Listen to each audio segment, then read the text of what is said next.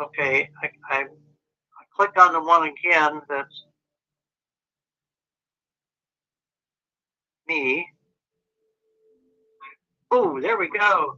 Yeah. Hello there. All right. And we're trying to get Paul into the 21st century. Welcome, and welcome to the Ocean's Deep Woo, where we do the deepest of woo. Into the 21st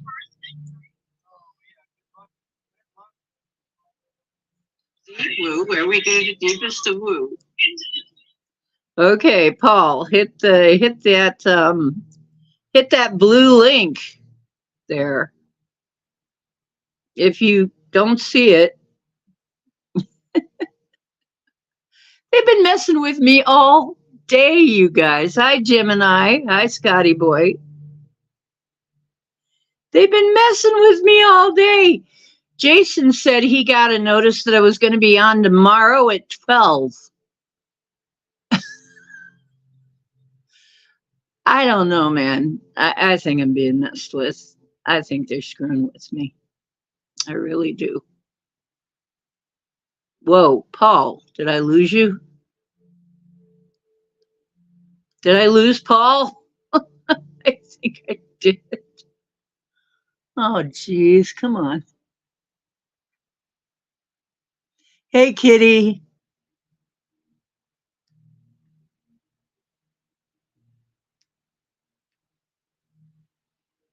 Yes, I'm having issues. And they say, are you having issues? It's like, yes, I'm having issues.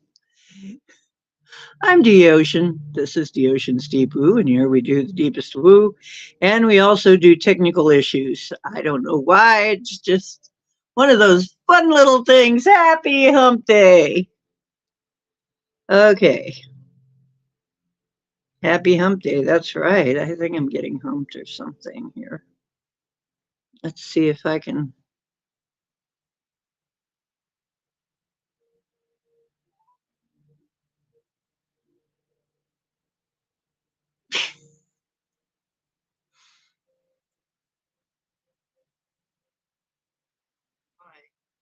All right. Okay. Um, can you see the chat? Huh? Can you see the chat? Chat. Can you see the chat? Oh, top chat. Okay. No, you need live chat. Yeah, I see it says. Well, it says top chat. Top chat. Remember that cartoon, Top Cat? Anyway, okay, hit that then. Oh, wait a minute. It says welcome to live chat. There you go. Do I hit that? Yeah, hit that.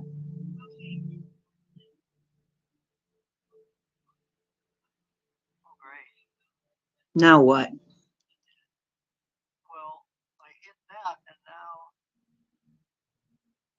Oh, crap. It's like streaming tips. What? Using a webcam. It's telling me how to do this. Oh, I'm getting out of this. That was not at all helpful. well, you hit the blue link and it wasn't helpful? There's no blue link. Oh, wait a minute. There's a blue circle with an arrow. No, it's in the chat, Paul. I don't see a blue link. Do you see chat? Do you see people typing? Yes. Okay, scroll up. Yeah. Scroll all the way up to the beginning. Okay, I see the Ocean's Deep Woo StreamYard.com. Yeah. I'm all the way up to the top. Do I hit that one? Yeah. StreamYard? Yes. I'll put it in again. I'll post a comment again and I'll put the link in again so you can't miss it. Oh, I think it's working. Okay. Wait a minute. Enter studio. Yeah, that's it. You should see me now. Okay, hang on. Yes. We did it. Okay, We did it. Okay, hang on. You're not on stage yet. Let me get you on stage, hon. I'm gonna hang.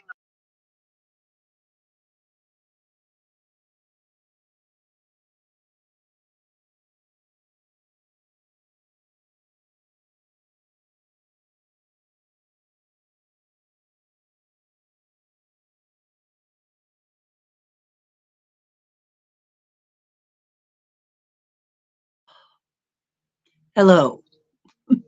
Okay, are we actually doing this now? Hey, This is much harder than it needed to be. can you hear me? Jeez. Yes. All right. You've been screwing with me all for a week now. Okay. If I didn't laugh, I'd cry. It's not easy running a channel these days, you guys. That is a link for later. So later when we have a discussion, if somebody wants to come up and talk with us about the Sophia Code or about what you're learning, you can do it, okay? Um, but not until Paul gets done with his talk, okay? This is Paul Christian. He's a very prominent homeopathic practitioner and also Reiki master, a Manahuna master, earth energy. Did I miss anything, Paul? And if there were certificates given for this kind of thing, he'd have a wall full of them. And he also frequently gives sermons at the Unity Church in Talmadge, right? So, okay. And tonight we're going to talk about the Sophia Codes, which is a book. And this has a lot to do with the teachings of the Gospel of Mary. So we'll be talking about that too, Lost Gospels. So get your pen and paper handy, and then I'm going to let Paul talk. Okay, you ready, Paul? All right. Hit it.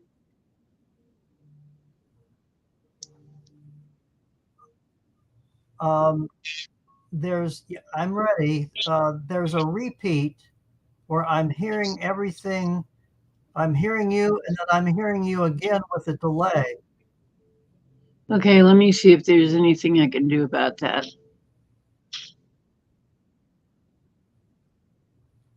It's just Yeah, give me all kinds of I'm hearing you BS. that way also.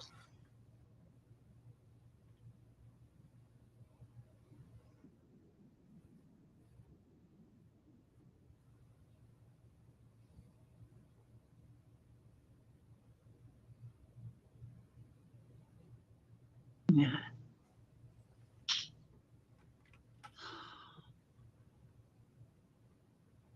Okay.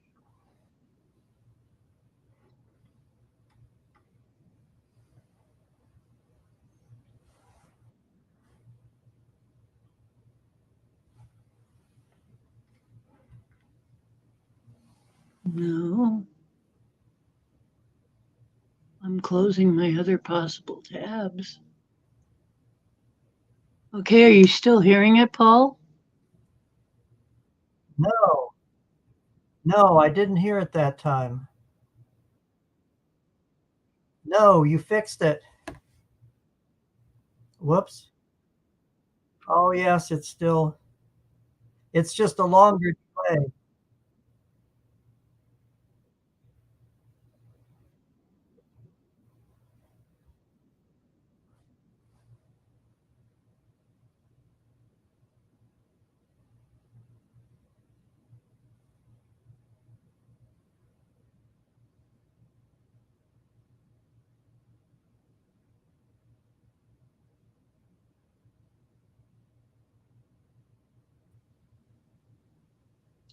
Well, that was a lot harder than it really needed to be. Say something, Paul. I think you fixed it. Okay. The delay is longer now. Do you have your YouTube closed? I have my YouTube closed. All right, hang on. Hang on. Because that'll do it too. Um, It'll be on one of your other tabs or something. all right.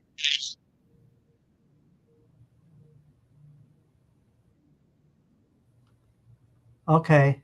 I think I just fixed it. Okay, well then we got it.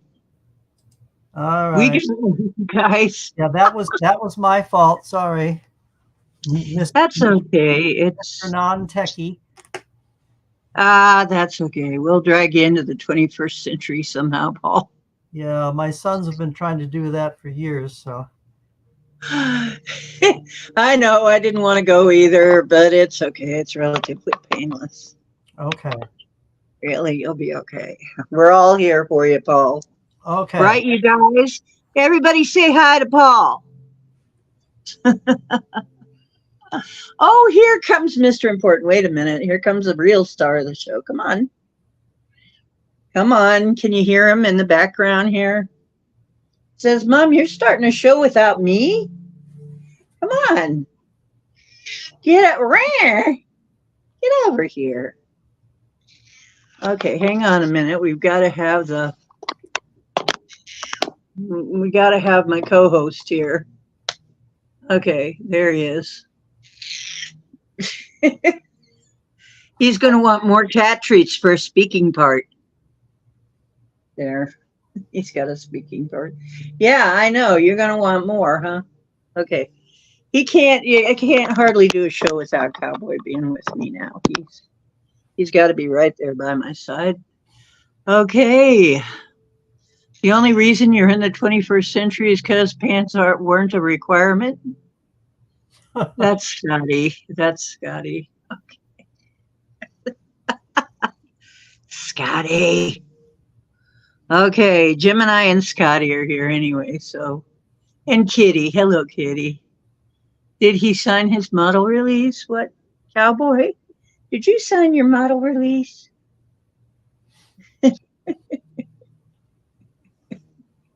Okay.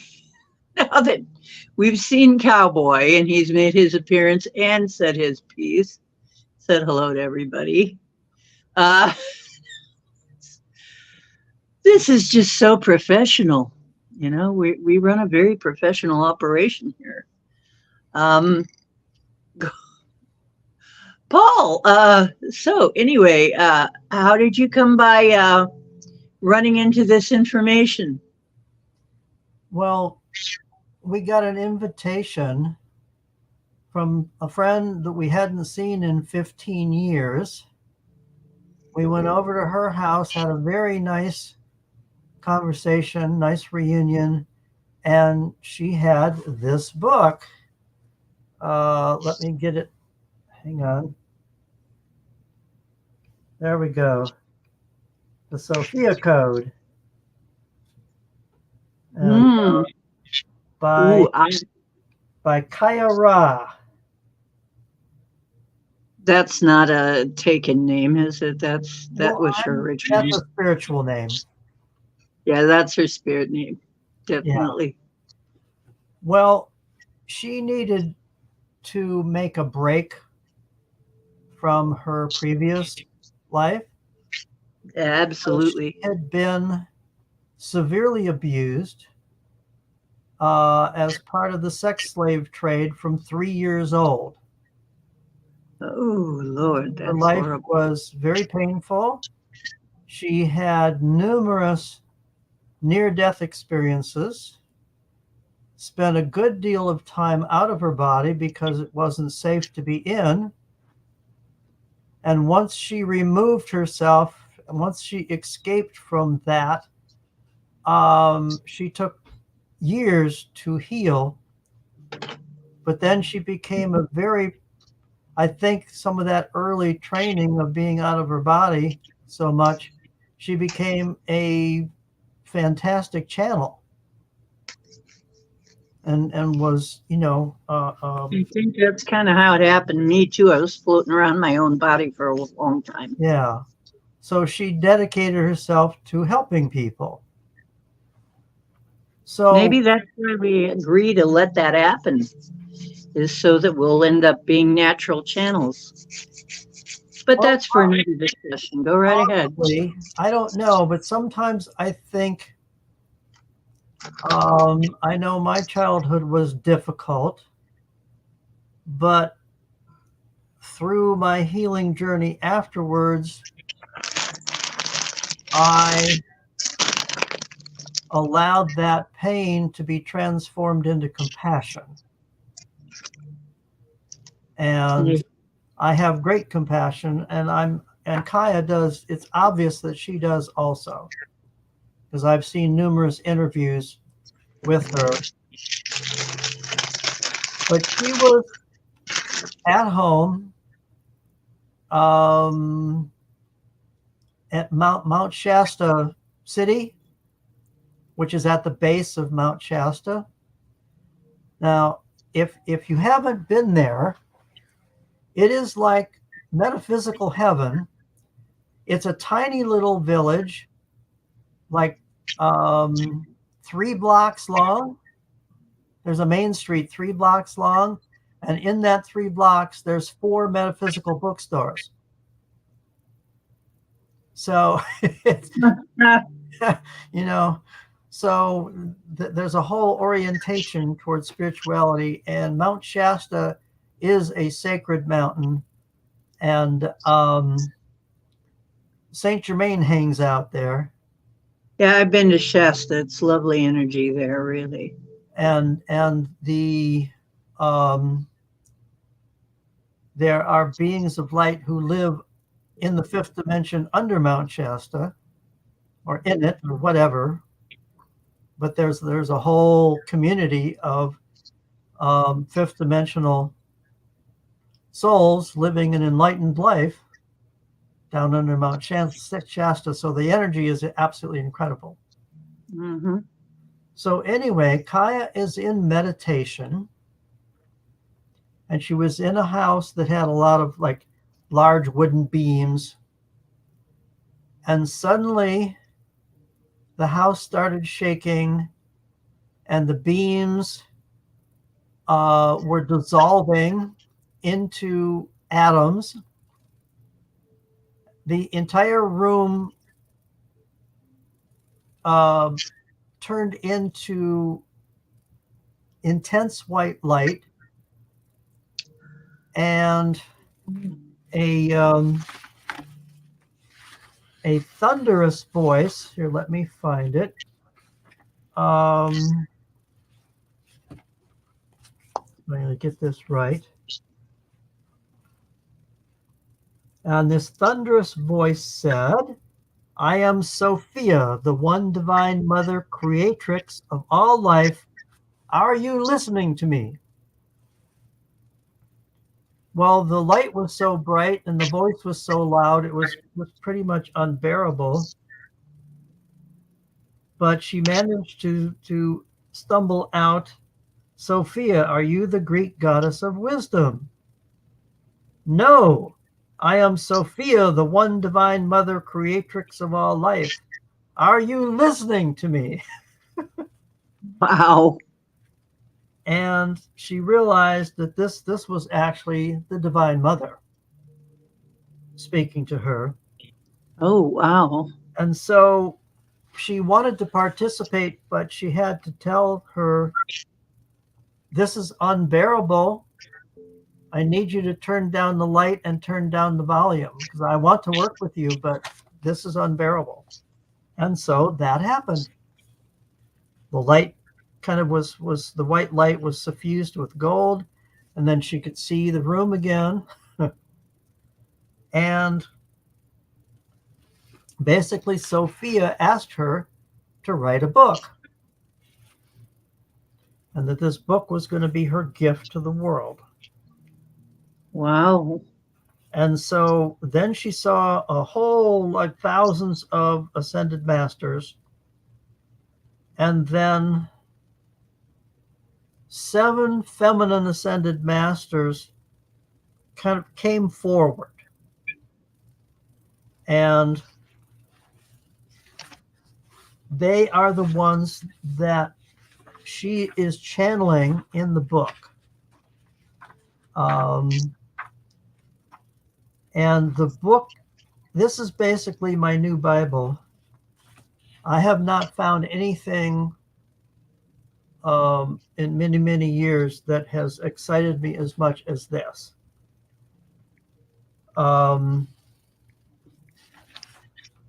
So, all right. So the first feminine master to come through was Isis. And it's an interesting thing that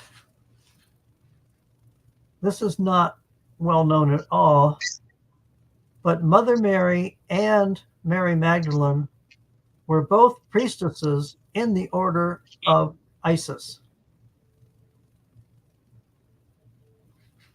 So Yeah, I would think that a lot of people don't know that. right. But it would stand to reason because the Hebrews were in Egypt for a long, long time. They were.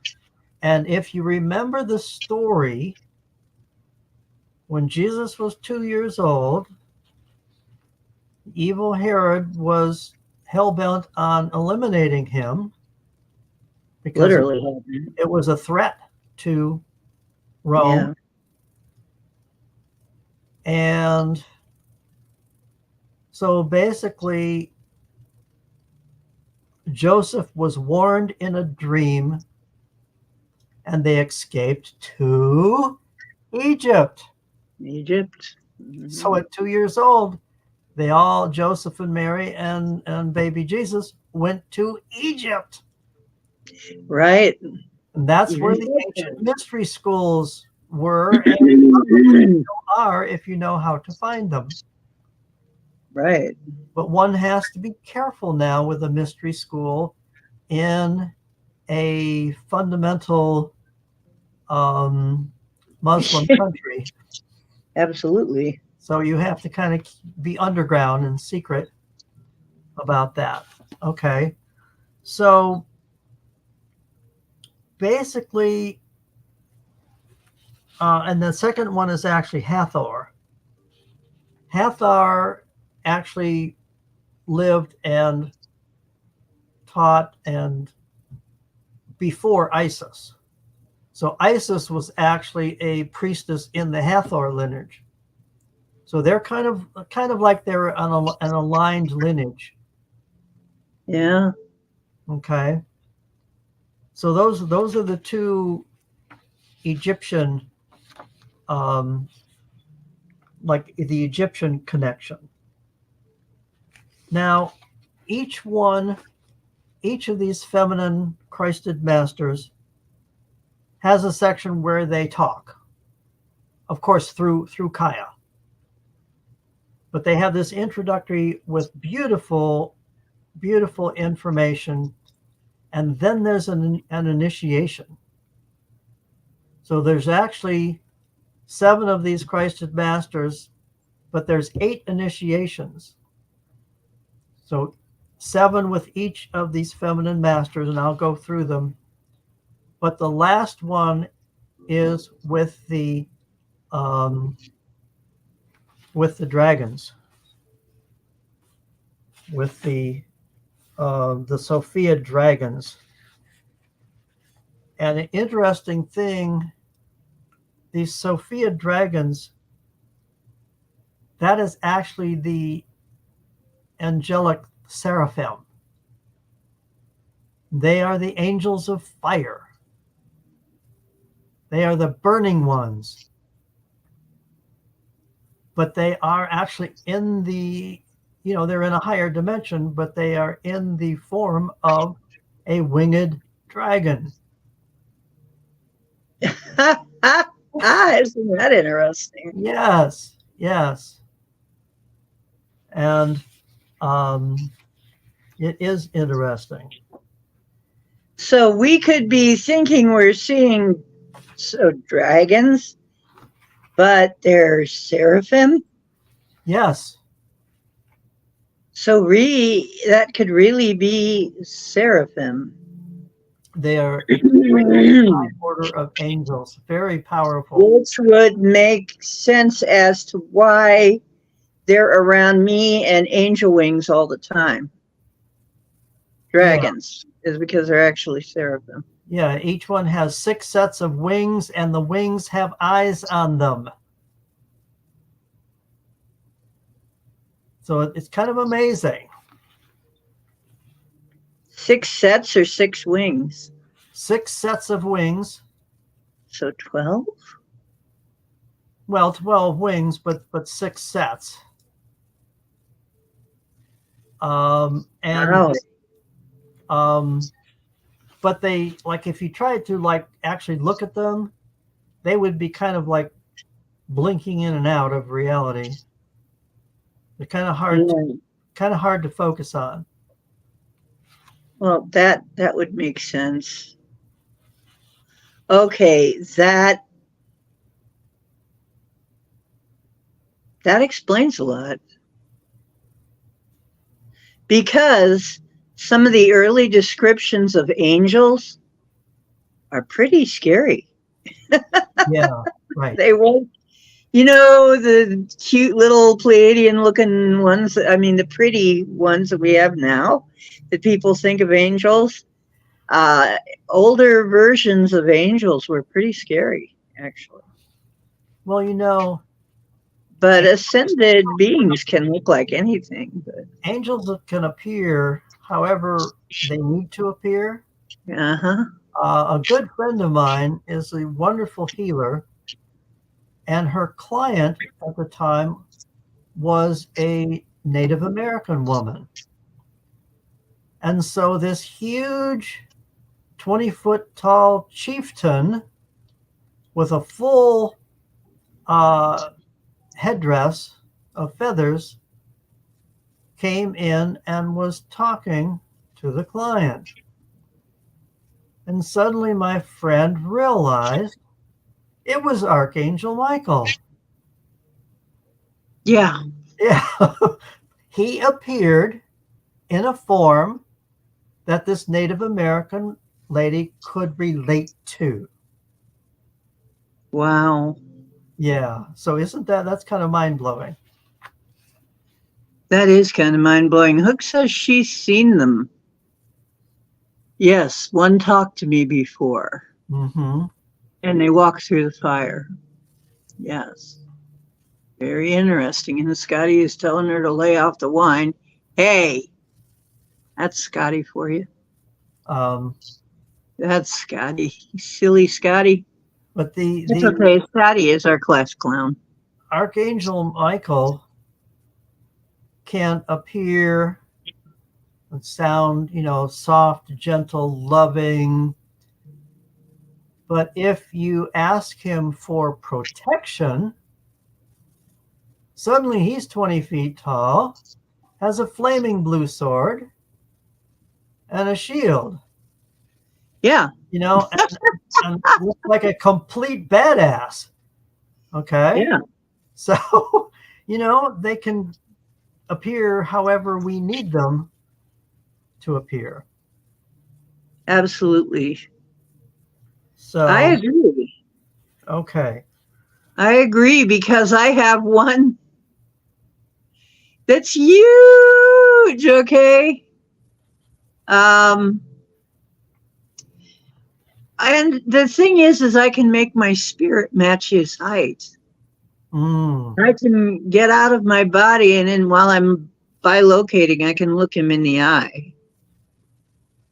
So, as a matter of fact, that's how I stopped a storm one time. Is I grew that big, and I looked for other people that wanted the storm to abate. I said, okay, who's going to join me here? And we got the storm to abate because we had a really bad one coming at us that had been destructive other places. That was way back. That was way, way, way back. So, yeah, I've been dealing with these beings for many years now. So I believe it during an experience. Let's see. Oh, and Hook says she's called upon Michael's protection when her dad died. That's Uh-huh. and it told you to save yourself. Save yourself. Well, I suppose depending on the situation you were in, that might be a vote of confidence that you can save yourself. And you have had, and Scotty says he's had demons play games impersonating angels. So today he doesn't mess with them. So he's had impersonators. Well, Mm. there are ways to guard against that, Scotty, and that's what I do. But everybody to their own. But there are ways you can do that. Make sure you don't have that. But you've called upon the protection, yeah. So one thing the third master, okay, we have Isis and then Hathor comes in. And, there's the information and then the initiation for each one. And then Green Tara. And Mhm. I want to tell, I had an experience, I had a empowerment from a Tibetan Lama to the Green Tara. And so I'm sitting there and he has a picture of Green Tara. And we were to look at that and then imagine her above our heads. So, I'm being a good boy and doing what he asked. Of course, he was speaking through an interpreter. And then it's like my visualization took a life of its own. So I'm visualizing Green Tara above my head, but see, since I'm looking at it, she was like facing me, but up above my head. Well, she turned and then descended down in to me, and she was looking through my eyes and I was looking through her eyes. It was an absolutely transcendent moment to be looking through the eyes of a goddess. Wow. She was looking through my eyes. And when, of course, through the interpreter later, I told Rinpoche, who was Rinpoche is not actually a name, it is a title. It means you are a reincarnated Lama. But since his name was a little hard for English-speaking people to pronounce, he had us call him Rinpoche. So when I told Rinpoche about my experience, he was quite surprised. But he said, well, sometimes that happens. So I think what he was surprised, he was not expecting someone from the Western world to have this kind of spiritual experience. But most of you out there have these kind of experiences on a semi-regular basis. Some of us do. I do. I certainly do. I Yeah. have Okay. had this kind of thing happen. Okay. So after Hi, Mary. Green Tara, then Mother Mary comes in, and then Mary Magdalene, and then Kuan Yin, and then White Buffalo Calf Woman. But now, before I get to the dragons, there's one thing I want to really emphasize, because especially Isis and Mary Magdalene, but some of the others also, were talking about sacred sexuality. And, if you go back like 7,000 to 3,500 years ago, Yahweh had a wife, and her name was Asherah. You know, her name was Asherah. Okay, and this was a time when both gods and goddesses were worshipped. So back when God was a woman, sex was sacred. Yes. Okay. Yes, it was. And I read books about that. Yes. Now I'm on a tear here, so I'm going to depart a little bit from the book and Okay. go to some of my studies, because this is so important that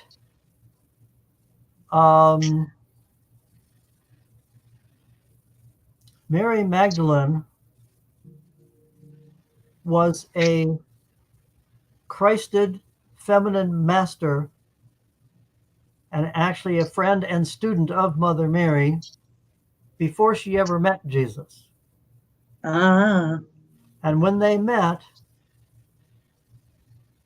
then they knew that together they could be very, very powerful. And so they actually taught and healed together. There's been considerable editing, okay? Mm-hmm. And healed together and created a enormous energy field Mm-hmm. because of their combined Christ energies, the balance of the masculine and feminine. Queens have a tendency to do that kind of thing. Yes. So what they did was they birthed this beautiful pattern of, a man and a woman working together as co-Christs. Mm-hmm. And so we are now just beginning to learn how to manifest men and women working together as equals. Yes. But if the masculine energy represents power and light, the feminine energy represents wisdom and fire. Unlimited power without wisdom is very dangerous. Mm-hmm. Look around at the world today. Okay? We've made a mess Yes. with this unlimited masculine power tear without the feminine wisdom being wedded to it. Okay? Right. Basically, it's unbalanced. So in the ancient times, the priestess, goddess, queen would choose her priest, king, husband and anoint him, just like Mary Magdalene anointed Jesus in the Bible. Okay. Mm-hmm. And then they would rule, because she would choose him because he was wise, because he was brave, he was strong. And so then they could rule together as partners. And when this was a thing, people Okay. for centuries. Yes. And then F. Kitty says there was a point at which Yahweh's priests tore down the temples. Yes, they did. They destroyed a lot of the temples and they killed priestesses because they were wanting power and control. Mm-hmm. Does that sound familiar? And Yahweh was really Enlil.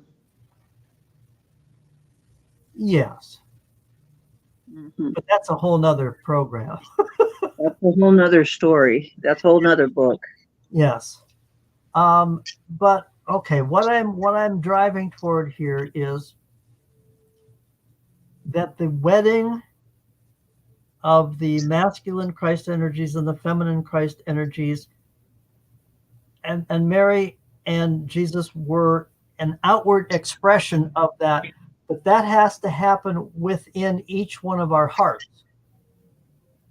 That wedding of the divine feminine and the divine masculine has to happen right within our hearts. Right. Very, very important, so that we can, because unless it happens within our hearts, there's no way it's going to manifest outside of us. Yes. Yeah, the within has to happen first. Okay, so that's what we're shooting for, is this wedded of these sacred masculine and feminine energies. And what is a great deal of the fundamental Christian world worshiping now? Okay, and in the ancient times we were told to go forth, be fruitful, Multiply. be fruitful and multiply. Okay, we're all adults here, I assume, and we know what that entails. Okay, Okay. fruitful and multiply. Sure. And we're worshiping a celibate God born of a celibate mother. Do you see the disconnect? We're totally, we're disconnected from our power, from our sacredness, and we're so driven with guilt and shame and the what's his name, what they call Saint Augustine, but he wasn't a saint. He wrote extensively on this, that even sex, even within marriage, was a sin.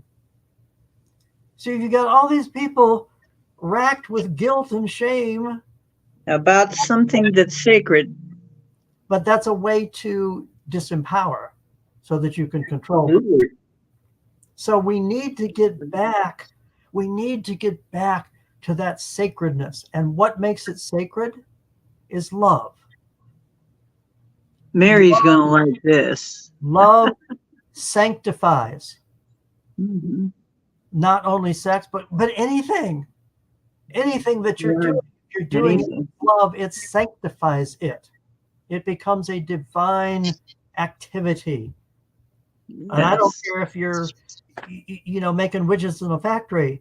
If you're approaching it with love and conscientiousness, it becomes a sacred activity. There's a little tiny book by Brother Lawrence. And Brother Lawrence lived in, I think, about the 1100s somewhere. Yes, exactly. Love makes it sacred. Love one. Okay. I like the comments. Mary says that all the time. And yeah, Brother Lawrence actually worked in the kitchen. He didn't particularly like that, but he came to accept it, and he practiced the presence of God all the time. He would remind himself and practice being in the presence of the divine. And he got to the point, if he picked a straw up off the floor, he would do it unto the glory of God. And he was experiencing states of ecstasy back in the 1100s. Okay, it's even easier for us now. We've actually been, on God's in-breath, we have been breathed up into the fifth dimension now.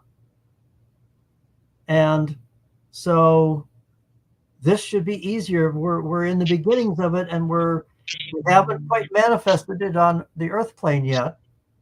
But in the higher realms, it's already a done deal. Yes. But this has to manifest. It has to manifest through the heart flames of all of us. So, and here's what I believe. This is also not in the book, but what I believe is that we are in the process of expanding the borders of the kingdom of heaven.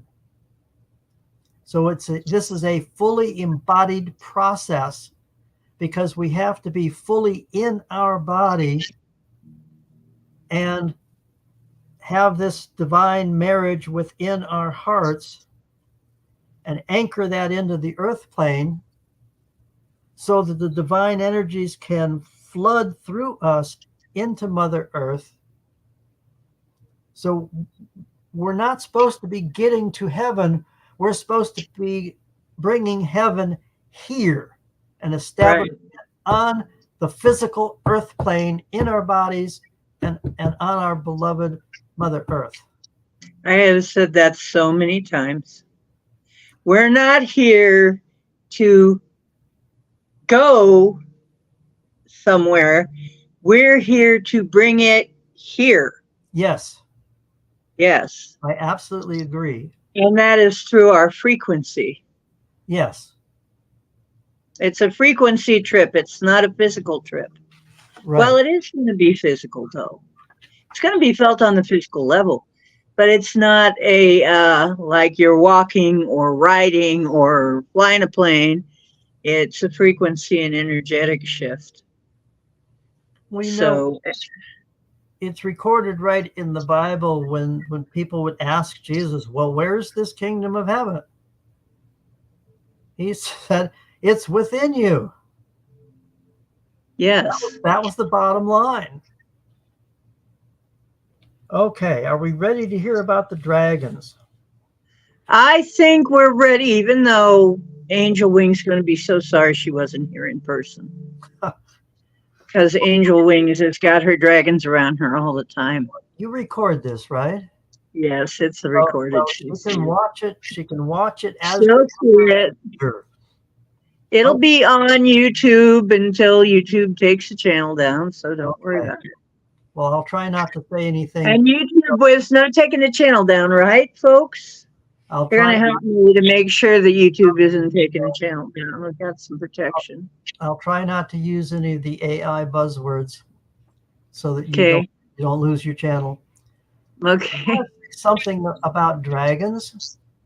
And we're all into dragons, all of us. All right. Well, their physiology is a little different than ours. Now, these Sophia dragons obviously are feminine dragons. And some of them are absolutely enormous. They can actually birth a star or a galaxy. So they are unbelievably enormous.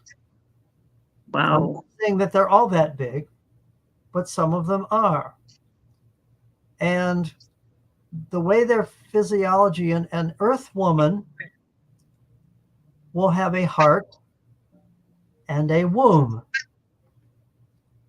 The Sophia dragons have a heart womb.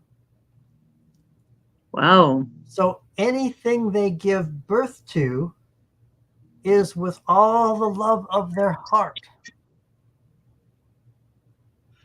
All the love and all the intention of their heart is what they give birth to.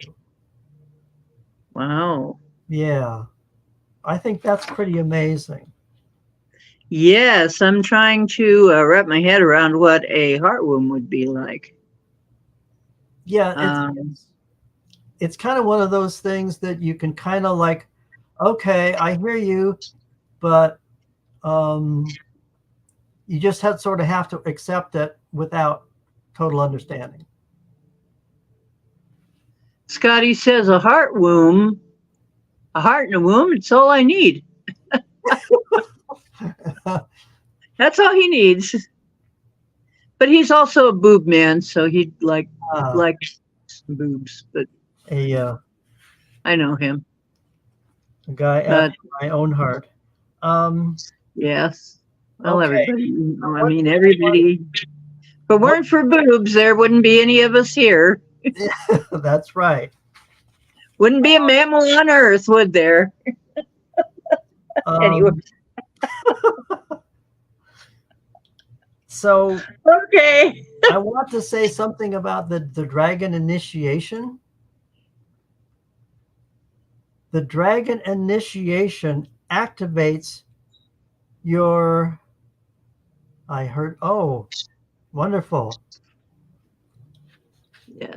I didn't catch the name, but someone actually heard her Coffee daughter's hook, coffee hook. beating in the womb. Right.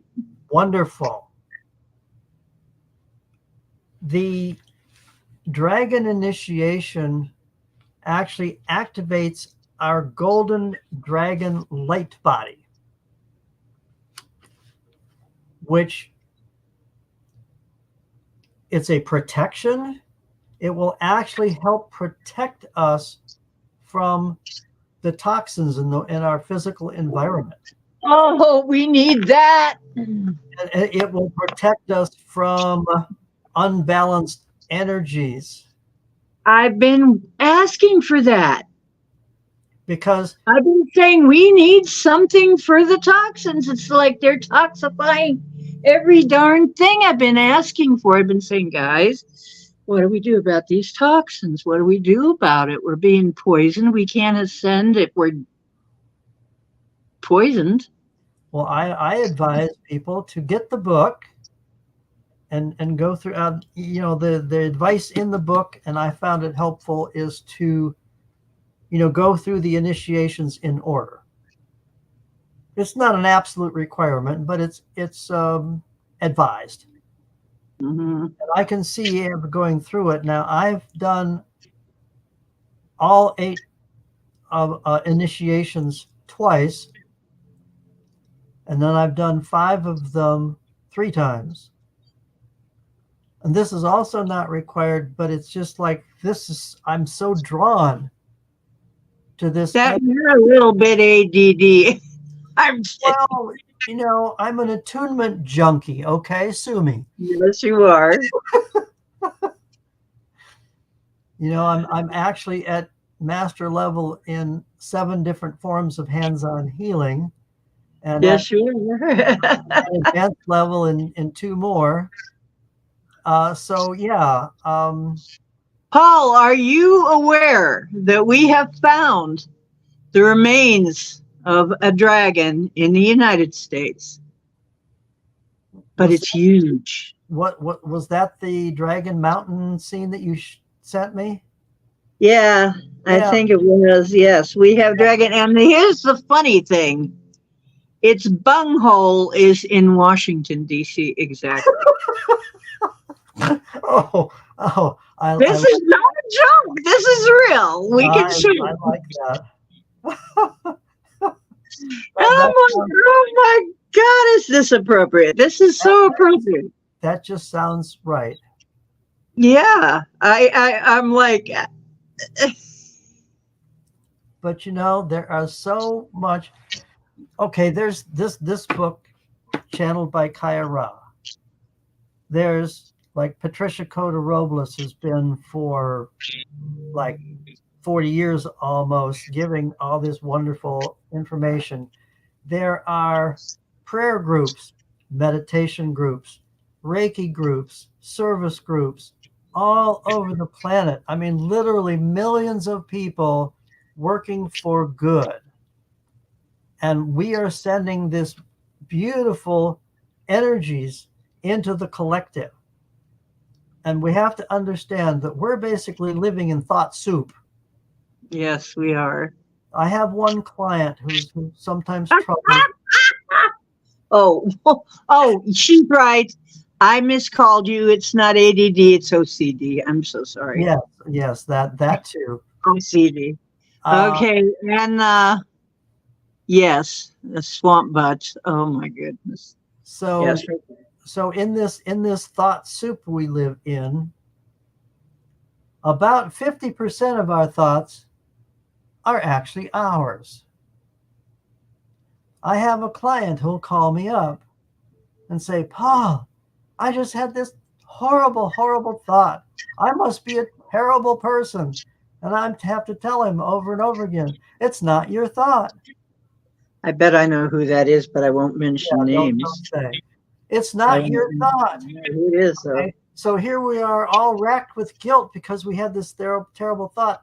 And especially those of us who are empathic or highly sensitive, we pick up even more. Of course. So if there's this awful thought, just bring healing energy and ask it to be transformed. It doesn't matter whether it's yours or not. And a transforming fire that's particularly helpful is the violet flame. Violet flame, which I have thought about here. That is a balanced Saint flame. Germain and Holy Amethyst preside over there. Yeah, Archangel Zadkiel, Archangel Holy Amethyst, Saint Germain, and Lady Portia. Those are the four. Those are the four guardians of the violet flame that I know of. There could very well be more. If you forget that last one, remember she's a car as well. So remember to her. Okay. The reason it's so powerful is the main emanation of the Divine Father is sapphire blue. The main emanation of the Divine Mother is crystalline pink. If you put crystalline pink and sapphire blue together, you create violet. Yes. Yes. Okay. So that violet flame is the combined masculine and feminine energies. It's actually an expression of this sacred marriage I was talking about earlier. Yes. And it's particularly powerful. It's also my color. Yes. Yes. We know that for sure. Yeah.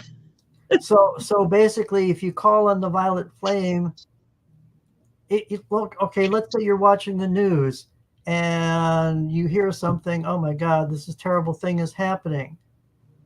Call the violet flame into that. If there's something more personal in your life that you're going through a challenge, call the violet flame into the whole situation.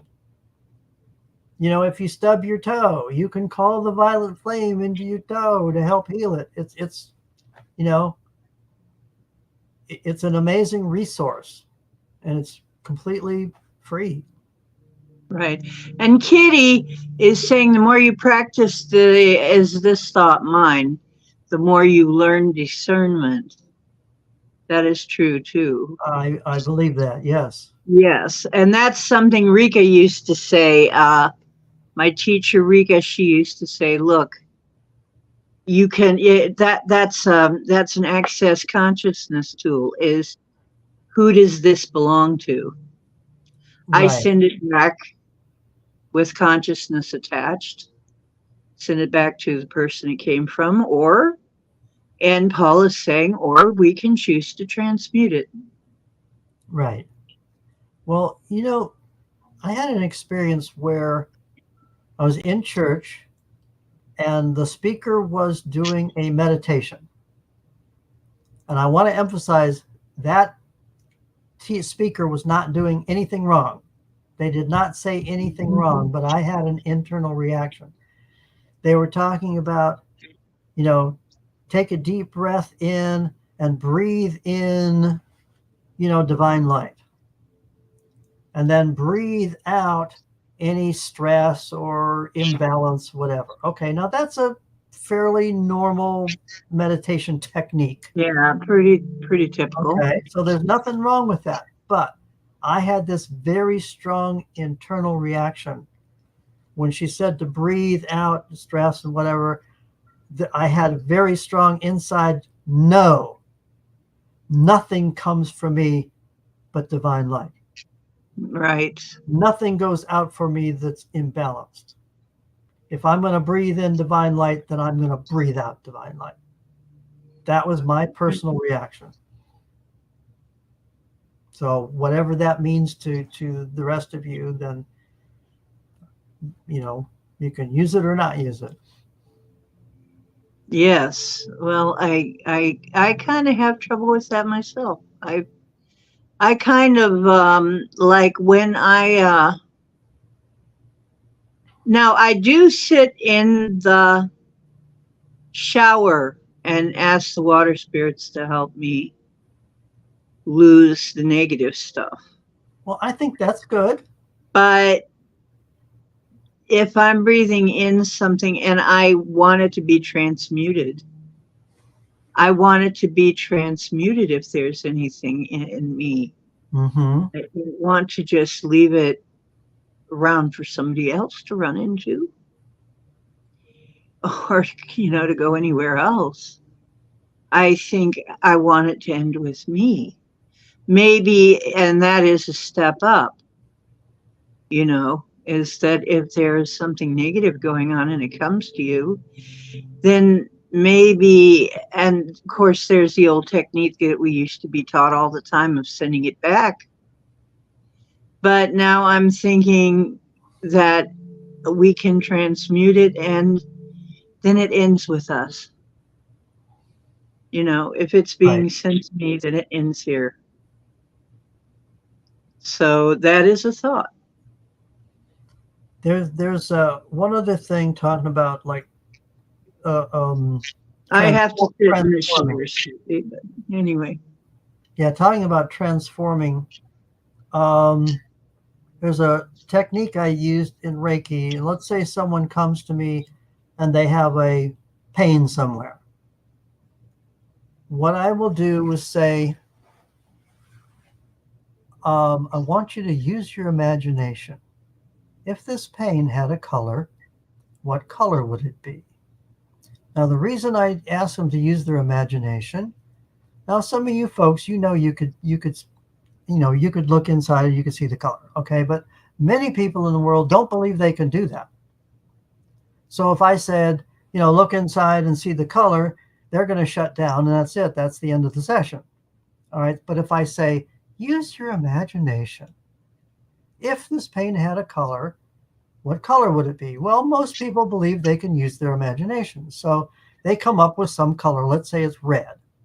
That's what red or black are the two I hear most often with pain. Mm-hmm. And then I say, well, use your imagination again. If it had a shape, what shape would it be? So maybe they came up with a red triangle.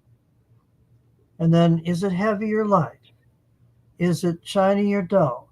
So we give some shape to it so that they can visualize like a heavy, red, shiny triangle.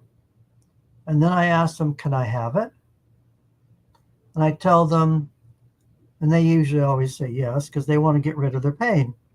I tell them, I'm not going to keep it. It's like my right hand is an energy magnet. So I want you to visualize that red triangle floating out and sticking to my hand, but I'm going to give it to the angels. And the angels are going to transform that into pure healing light and send that light back to you to heal and bless you.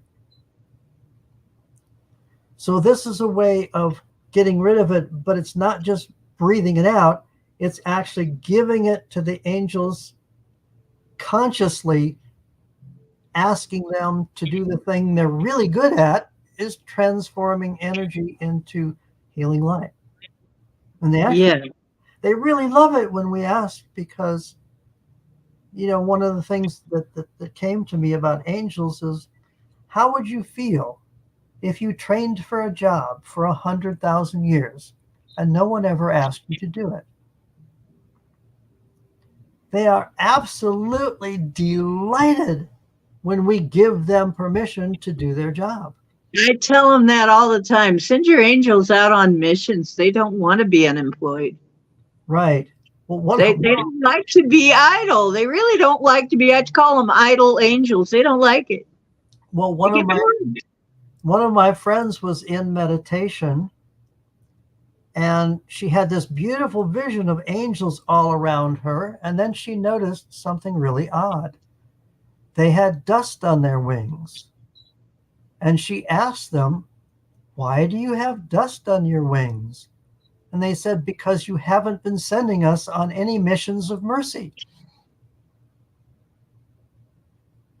So you're exactly right, Ocean. They want to be employed. They don't like to be idle. It bores. They're bored. They get bored. They're like, wouldn't you? Yeah. You have all the time in the universe, And nobody's sending in, and you're there waiting to be sent somewhere. Nobody's telling you to do. Nobody's directing you. We're supposed to be directing them. Yes. So That's our job. don't let your angels get dust on their wings. Yeah. Send, Don't let them stand around idle. They hate that. yeah, send them on missions of mercy. Yeah, they really enjoy it, actually. Yeah, Yeah, I try to tell people, no, you're not bothering them, okay? You're not bothering them, right. you know?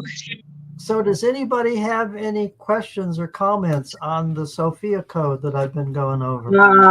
They have tons of comments, Paul. I can't even do. I wish you could go, okay, if you're in StreamYard, there is, let me see what button you push in StreamYard. I don't want you to get thrown into. Yeah, we got to be careful with what button I hit. So Yes. Comments, there should be on the side, on the side there, something that says comments. them earlier. Okay. All right. Wait, I've got something that says hide chat and there's a line through it. I think if I click on that, I'll be able to see the chat. Well, there's two kinds of chat. There's backstage chat and there's comments. So you want comments. Comments. If it says comments. Cam settings present. All right, let me exit the full screen so maybe I can see something else. All right, here's something that says private chat. That's between just us, and then the other chat is. Okay. So I'm looking for, chat with everyone in the studio. Well, that's just the studio. There's nothing in there. Okay. Yeah, nobody's there. It's the other one. Okay, well, so. And it should be there. Well, anyway, maybe you can just read them and. Okay, well, there's lots of them. Woo Writers just came on in and just now and said, hello, Mama Woo. Hi there. Hello, Woo Writer. Let me see. Scotty says, I knew it was going to be red triangle. It's always a red triangle. Yeah. Well, it's not always a red triangle, Scotty, but I've had that is actually a pretty good, if you think about it. That comes up often, but I've had black clouds and brown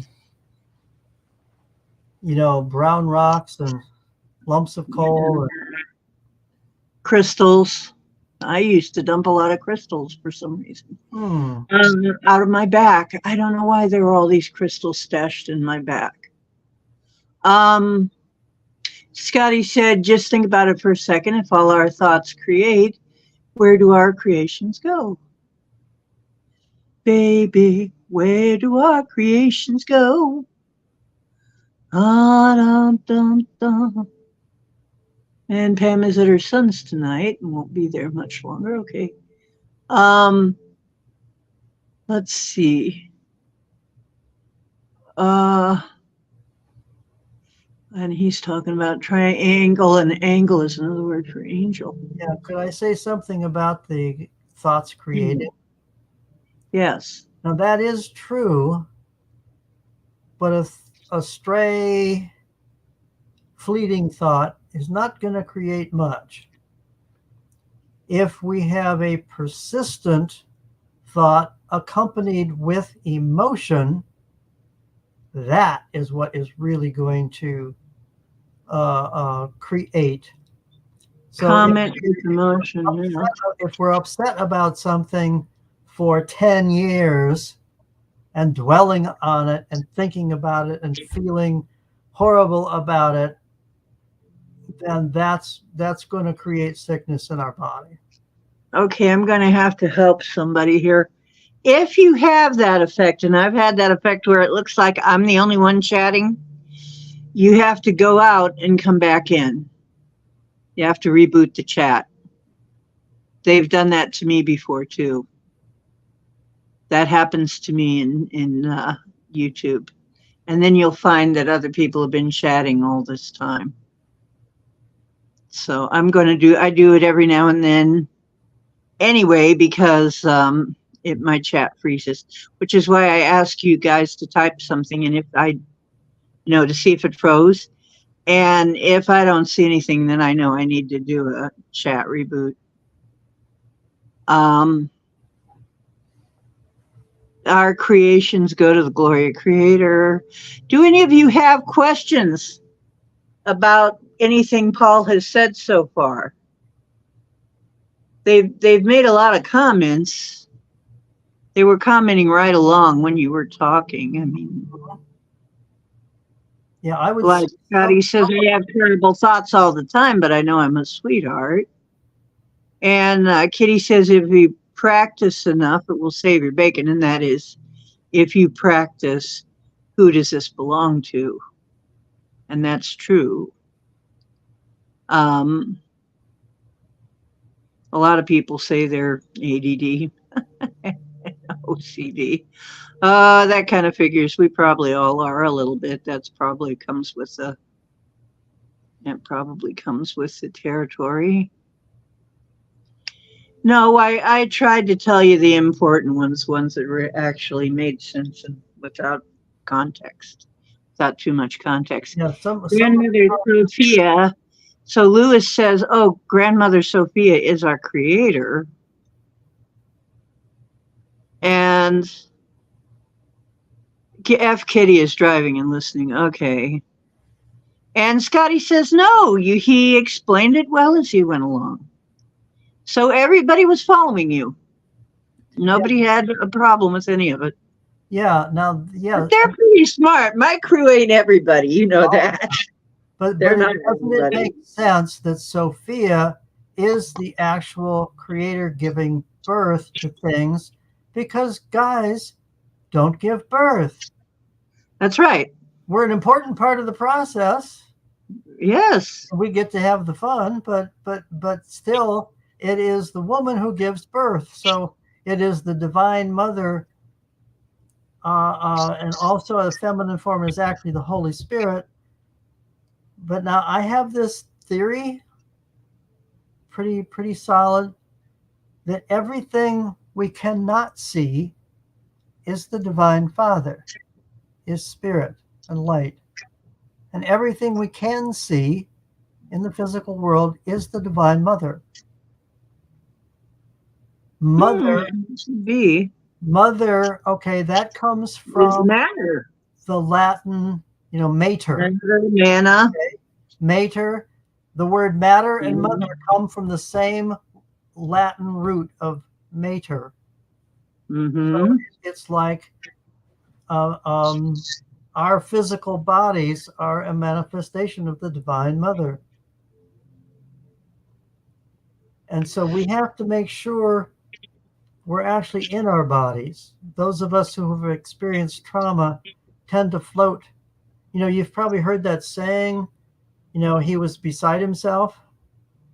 He was so upset he was beside himself.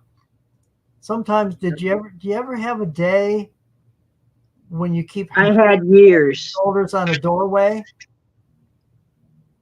Okay. When you're floating off to the side somewhere, you think you're going through a doorway, but you're actually offset, so you smack your shoulder and you keep doing it over and over again.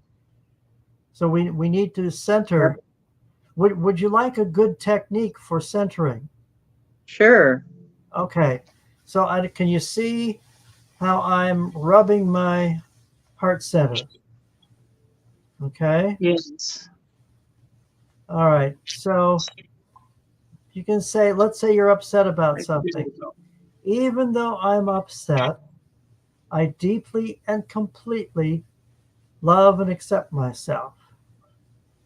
Even though I'm pissed off at myself for being upset, I deeply and completely love and accept myself.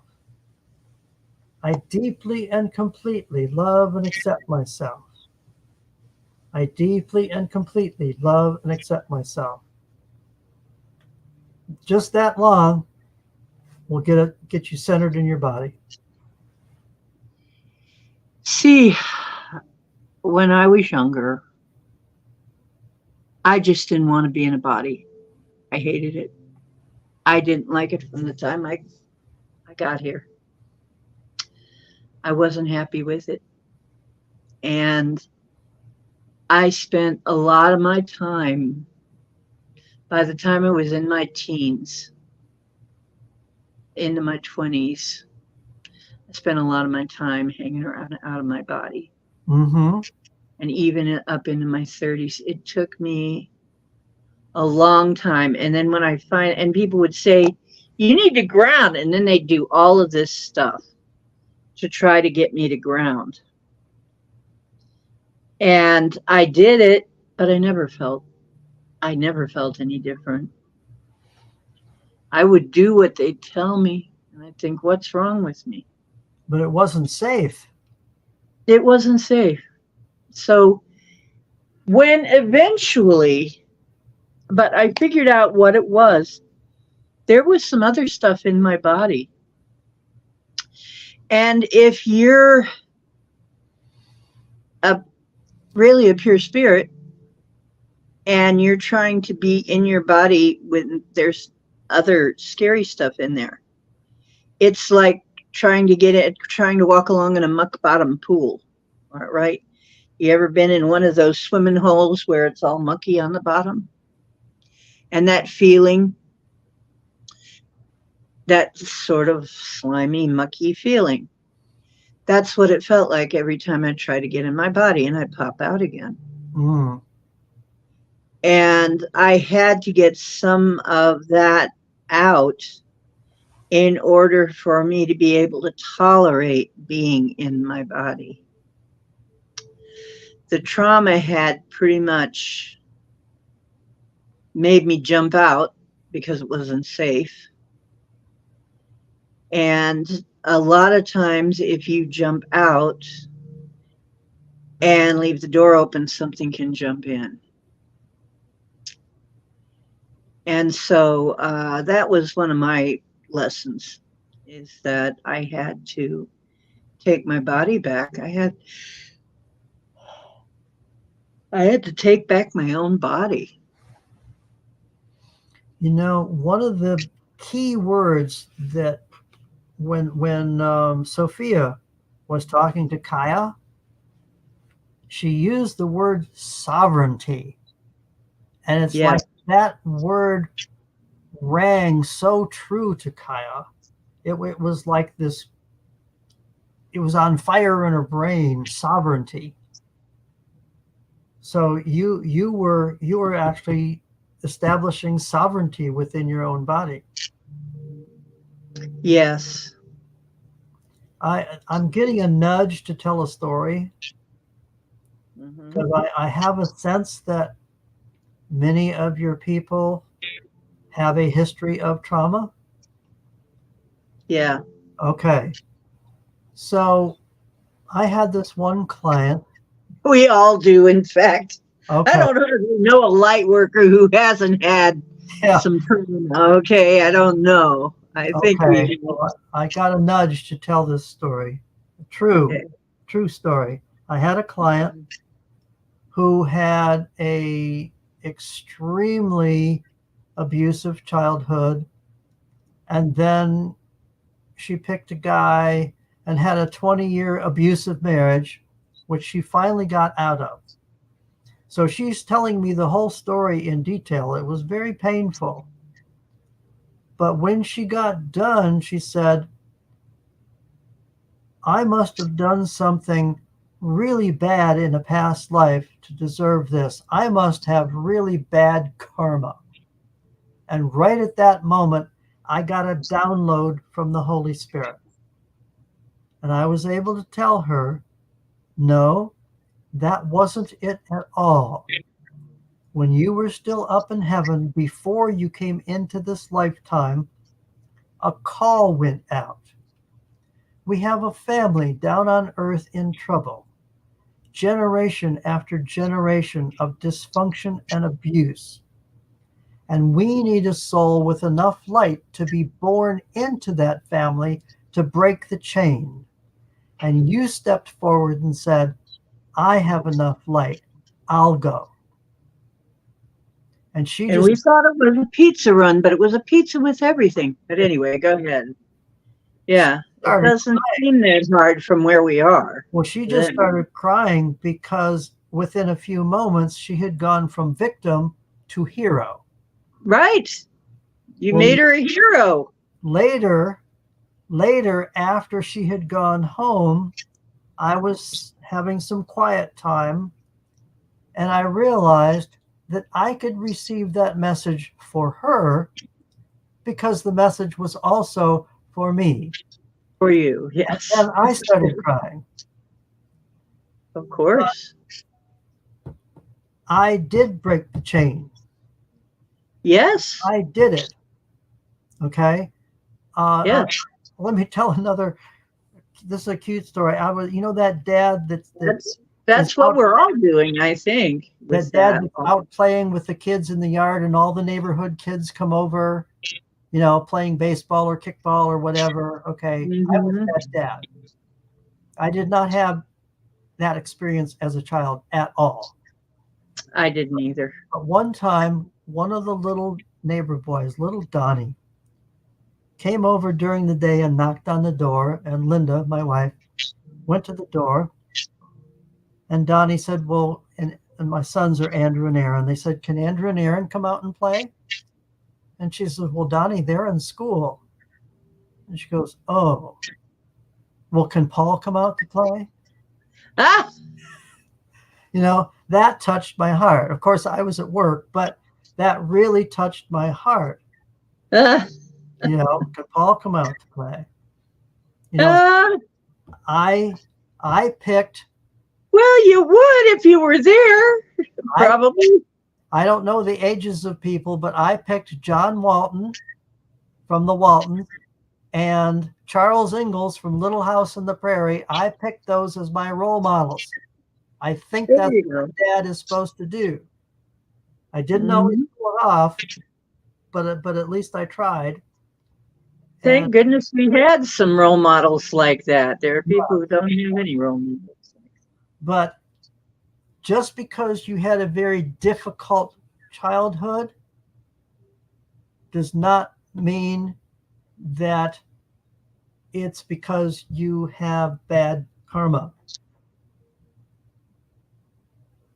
Maybe you were called and you volunteered to break the chain of a family line of dysfunction and abuse.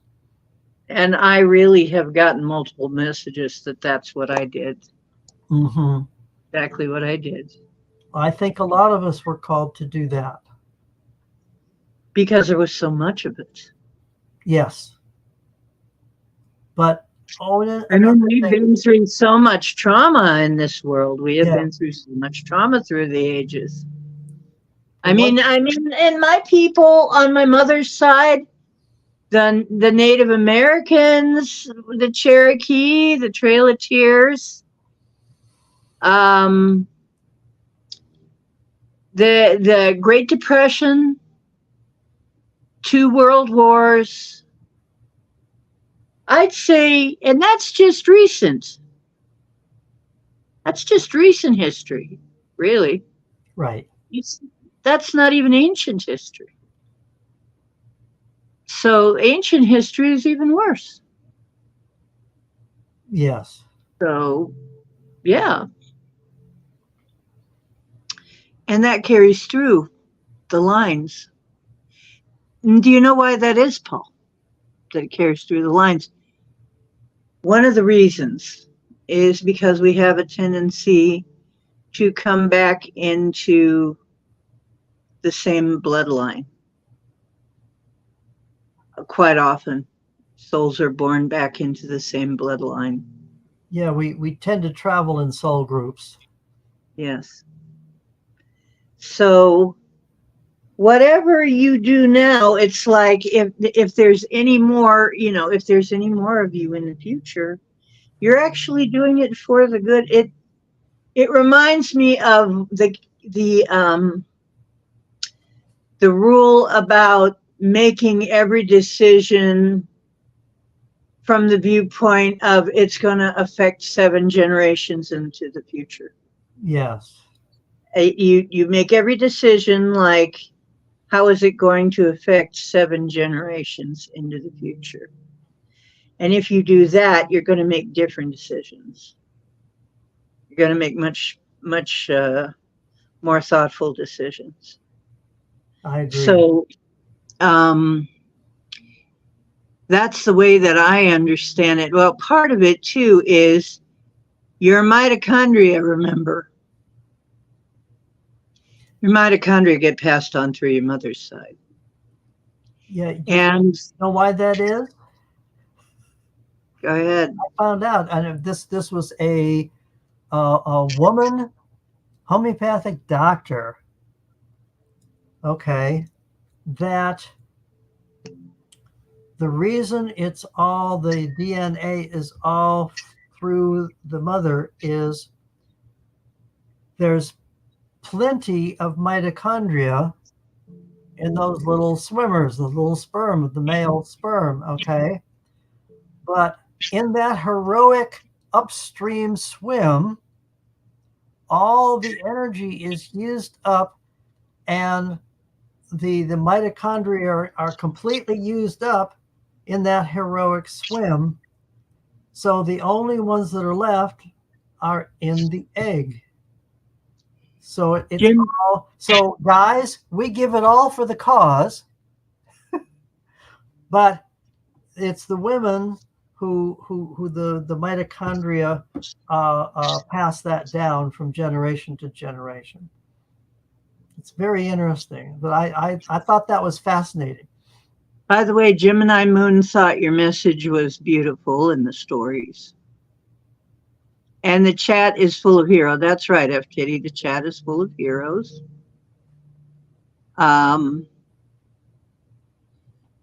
Thank you, Paul, for the reminder. Hang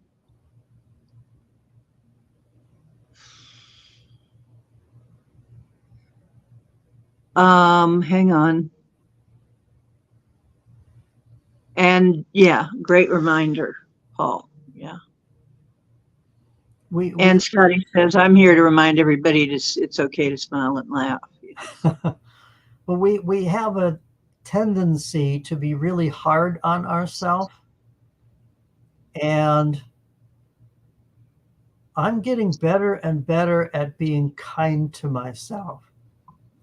Because one of the things that helped was Michael Murdad is a spiritual teacher. And many years ago, he said, we drive ourselves nuts trying to figure out what's good and what's evil, what's right and wrong. Instead of doing that, dream your highest vision of yourself and put that out in front of you. You know, decide who it is that you want to be and put that out in front of you. So then if, something happens and it's decision time, you don't label something good or evil. You say, is this in line with who I have chosen to be? And if it is, then it's appropriate. If it isn't, it's not evil. It's just not appropriate for me anymore. And then my wife took this 2-year course in metaphysics. And of course, they taught her meditation. So she comes back after her time of learning meditation. And she said, you have to accept that your mind wandering is part of the meditation. Don't resist it. Your mind is going to wander. Just accept that. But when you become conscious that your mind has wandered, then you gently and lovingly bring yourself back to your focus, whatever it is. And then when it wanders again, you gently and lovingly bring it back. Over time, you'll be able to hold your focus longer, and go deeper. But it's very important that that be gentle and loving and not, oh shit, my mind wandered, because that just completely Right. takes you out of the energy. What I Right. If you start beating up on yourself during a meditation, Yeah, that's not it's a not no-go. going to work very well. But what I decided to do was combine those two things, is to put my highest vision of myself before me, and my life is now a walking meditation. And if I find I've gone off that somewhere where it's not in line with who I've decided to be, I gently and lovingly bring myself back so that my whole life becomes the walking meditation. And that's been very helpful to me. Yes, walking meditation for people who can't do still meditation, and some people can't. There's such a thing as moving meditation. Walking Yeah. meditation is one of the prominent ones, and for some people, it's much easier. Yeah. So, Quiet brain is quite challenging for me. yeah, I can do it, but yeah, that is in a way more challenging. And Chloe says, "I love y'all for the belly laughs." Yes, we do get it. We do get each other laughing, and that's important. So, they're all funny, but smell isn't everything. I'm kidding.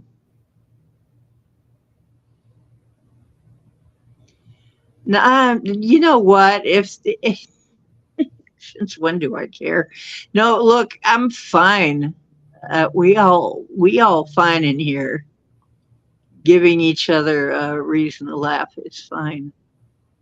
You Laughter do is driving wonderful. meditation. You know what? I used to love to drive a dark road at night down a dark freeway when I was traveling from place to place doing breathing exercises. It was great. I never got so much breathing exercise in as when I was going when I was doing a lot of driving and traveling a lot between states.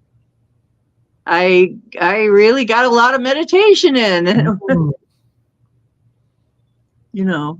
So anyway, oh, you're always falling backwards, Lewis. Well, yeah, this may be a good thing for you then.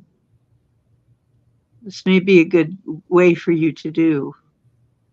Being lost in music creation, Indie Groove says, is a meditation for him. Oh yeah. That is his meditation because he makes music. I always Yeah. have beautiful music on when I'm doing the Reiki healing. Right. I can attest to that. I have um, mm, some of the frequency videos going most of the day on the TV in the background. I just leave them on. I just let them go. Like some people let the radio go or whatever. I find a good frequency that's something I want to work on, like anti-anxiety, or maybe or lose weight or whatever it is you're working on, and put it on a nice one I like in the background. Just let it play there, and that is one of the things is that some of the channels will give you like a whole day where they're playing that over and over again. So you can like just, if it's one of their premieres, you can just, some of them, you can just click on them and just, they'll go for all day. So you don't even have to think about it. And it's working on you while you're going and doing other things, while you're cleaning or whatever. So it's one of the ways that I keep myself in that state. Yeah. And Mhm. when I really can't get myself, when I really find things intrusive, I take a shower and somehow that breaks it. I Now, find Jen, I find affirmations helpful. I have one that I particularly like. Um, God's light continuously flows into and through me, blessing every cell of my body and all those around me. So, there's the self-love there, but also you're sharing that with others. Yes, yes, absolutely. Let's see. Mary Wynn says in the shower or doing dishes, or when she's gardening, she ends up meditating. Oh yeah, getting your hands in the dirt, very therapeutic. ASMR videos for loose talk. Pendulum is another meditation state. Oh, okay. Woo Riders would go into a basketball gym just by himself and get into the zone and popping off 20 to 30 pointers in a row. Um, so, yeah, everybody's been, yeah, and then Indy's lost in making music. Mm-hmm. Music creation. I do that too. Scotty does driving. Um, yes. So basically, everybody has got, you know what? Like I said, they're smart. They're different. My chatters aren't everybody.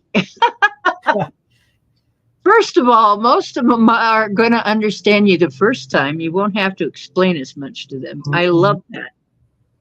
You know, that's something that Stephanie was telling me. She didn't find anybody much in Texas to talk to, and she comes here into our chat, and she's like, "Oh my God, you understand that?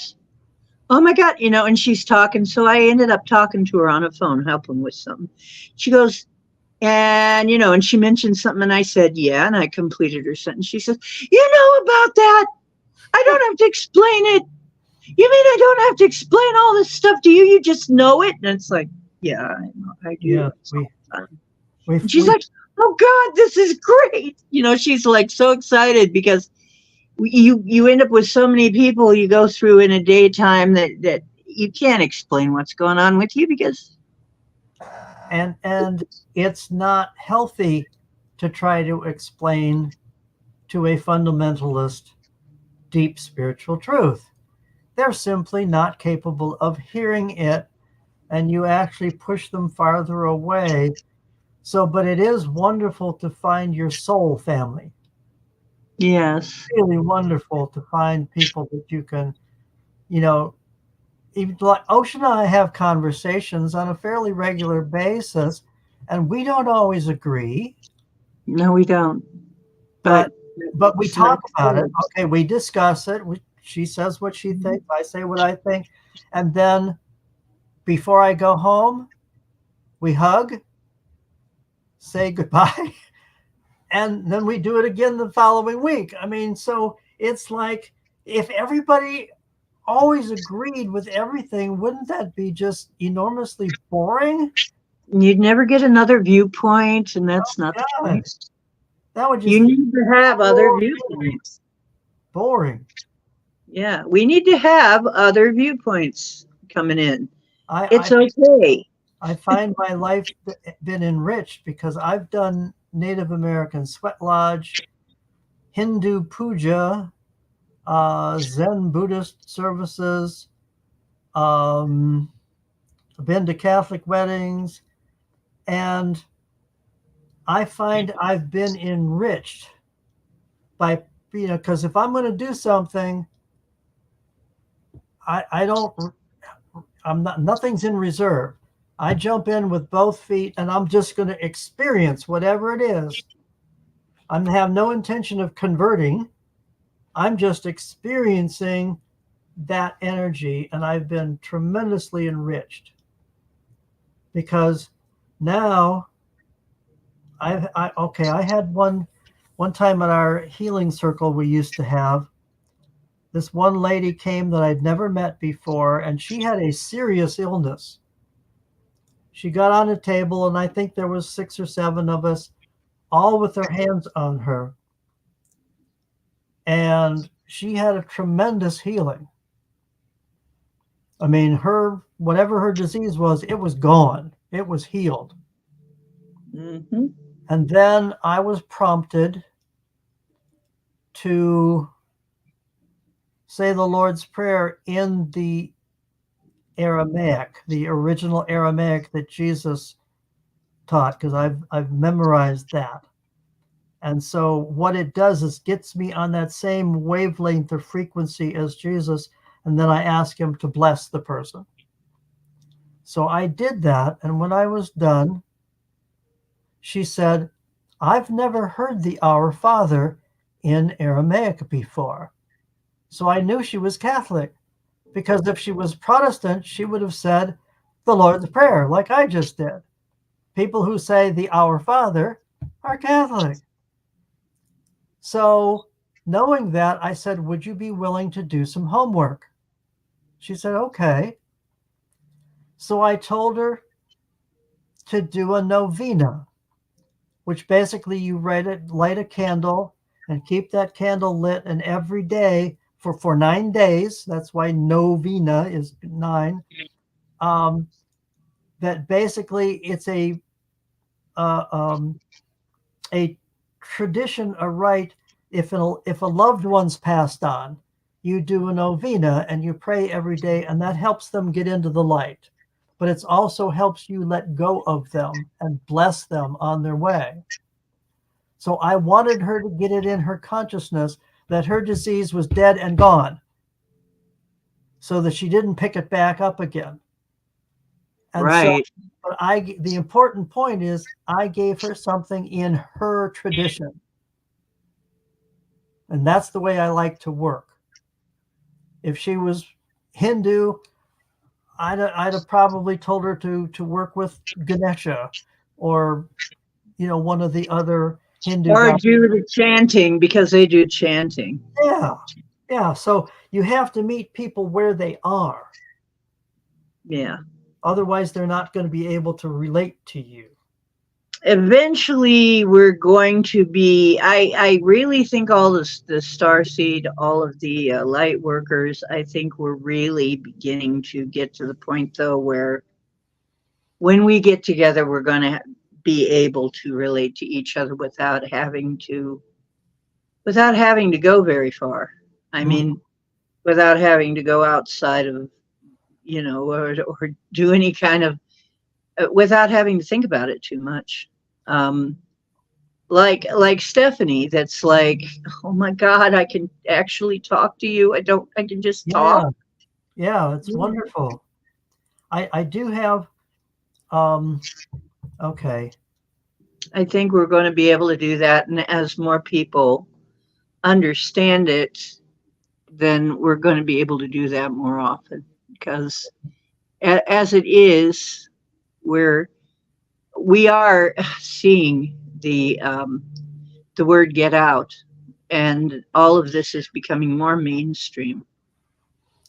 But Mr. Wonderful's back again. Well, come on up here. I'm being nudged to say one more thing. Okay. And that's that we're seeing an awful lot of chaos and darkness, like on the news and things happening, whatever. Don't lose hope. The darkness is coming out into the light in order to be healed. The more intense the light comes, the darker the shadows. I just said that today. We are winning, folks. We are winning, and that's why the dark forces are becoming frantic and desperate and doing stupid things, and so the more desperate they become, the more obvious it is. Yes, and so it's they're being obvious now. It's like people are going, what the?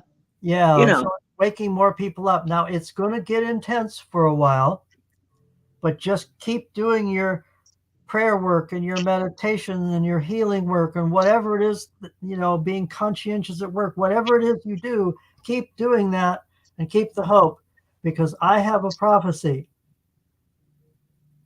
Mm-hmm. Right now, if you walk into a dark room, you turn on the light. There will come a day when you will walk into a dark room and you will not have to turn on the light, because you will be the light. There you go. And that, I believe, yes. That is my I prophecy. really agree. Oh, watch the Keck video on your community tab. Oh, okay. You can put the link in. Yes, Mr. Cowboy is having more speaking and more cat treats, are you saying? He's putting his 2 cents worth into it again. Well, Ocean, You know what? sign off for now. Okay. Paul, you know what? That was great. Everybody got it the first time. They agree. They get it. And that's what I love about my chat room. I really Okay. But and they love you. They think you're great. There's the book. I highly recommend this book. Yes. Okay. So like, share, subscribe, do all of that stuff. Send it to a friend that needs to know this info. If you're trying to explain this to somebody else, send this video to them to explain it. It might go a little easier that way. And Paul, that was awesome, and everybody loved it. So, yeah. And Mary Wins is saying, "Be the light," and Chloe is saying, "Yes, to be healed. It's here to be healed." And yes. And Mary says, "Paul, thank you, Paul. You were awesome." And Scotty says, "Great stuff, really." And Project Skyfall says, "Thank you." And yep. Okay. One They are all saying thank you, Paul. It was great. They love you. more thing. Bless you. Bless you, bless you, each and every one. Amen, amen, and amen. Okay. So be it. So be it. Love you all. Okay. They love you too, hon. And we'll see We you. love you too. We'll see Yes, you I hope so. Hope so. Next time you have some more information like that. Okay. Another information drop. Who's for another information drop from Paul?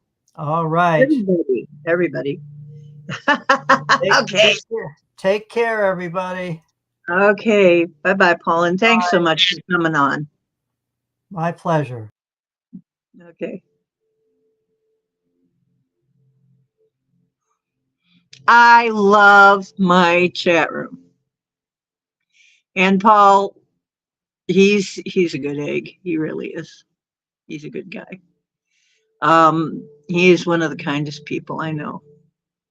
He's one of the most caring people I know.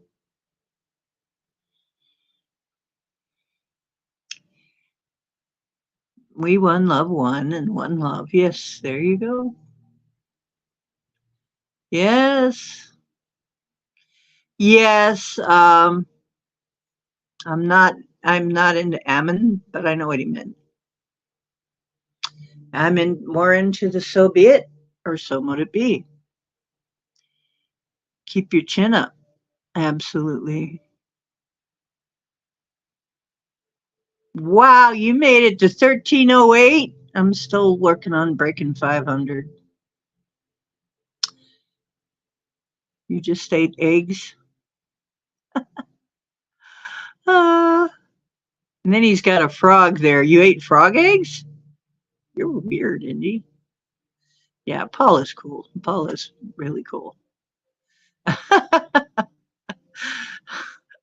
Yeah, he's got the Anunnaki beard, right? He's got that big Anunnaki beard. Yeah, you can't get that. You can't not get him to shave. And he's also got a tail in the back. He's got his hair cut, but he's got the long tail in the back. So, uh,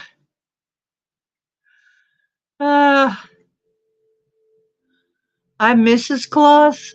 Okay, I guess I could do that part. Have a little extra padding. I could do that. Make some short videos and it'll go up. Oh, I did make some short videos, love. I made some on the Ormus. Well, you mean make more of them. Maybe I need to make a video every day, short every day or something. Yeah, the frog is Keck. Yeah. I was trying to remember which one Keck was. Thank you, Woo Riders. Oh, here he is. He got up on the he got up here so that you could see him better. There, my co-host. Do you have anything to say for yourself, cowboy? You have any words of wisdom? Ah, let's see if we can get him to look up. This is a pretty thing I have. I don't know if I showed you this. It's my pretty. Let's see if it's doing it. Or did I plug it? Did I unplug it? Might have unplugged it. I've got a pretty tree that lights up. What, Mr. Cake? Yeah, you're my mister. Oh, now you're getting a little there. Let's see if no, will it turn on? There we go. I don't know if you can really see it, but it's roses that light up. It's a rose tree that lights up. What, silly cake? Okay. I don't know what you're looking at, but oh, you're looking at something on the floor. Anyway, here's Mr. Cake. He's all of my kitties' last names is Cake. I don't know why. Yeah, little cowboy.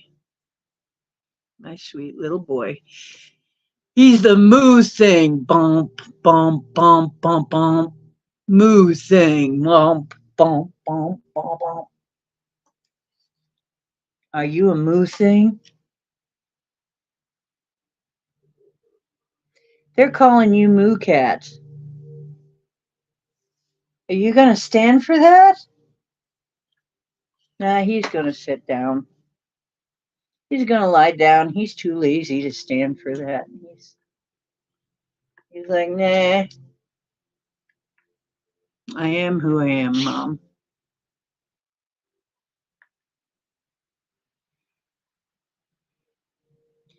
Fluff for the puff. He's my bovine buddy. There you go. What am I plugging in? Wouldn't you like to know? Wouldn't you like to know, Scotty? um, hmm. Yeah, he's. You know what? I've tried to get him interested in stuff. Silvervine is supposed to be something kitty cats like, and catnip, and he doesn't much care for either one of them. It's not really one of his things. Isn't that weird? I keep both of my objects plugged in so they don't die while I'm in the middle of a performance here.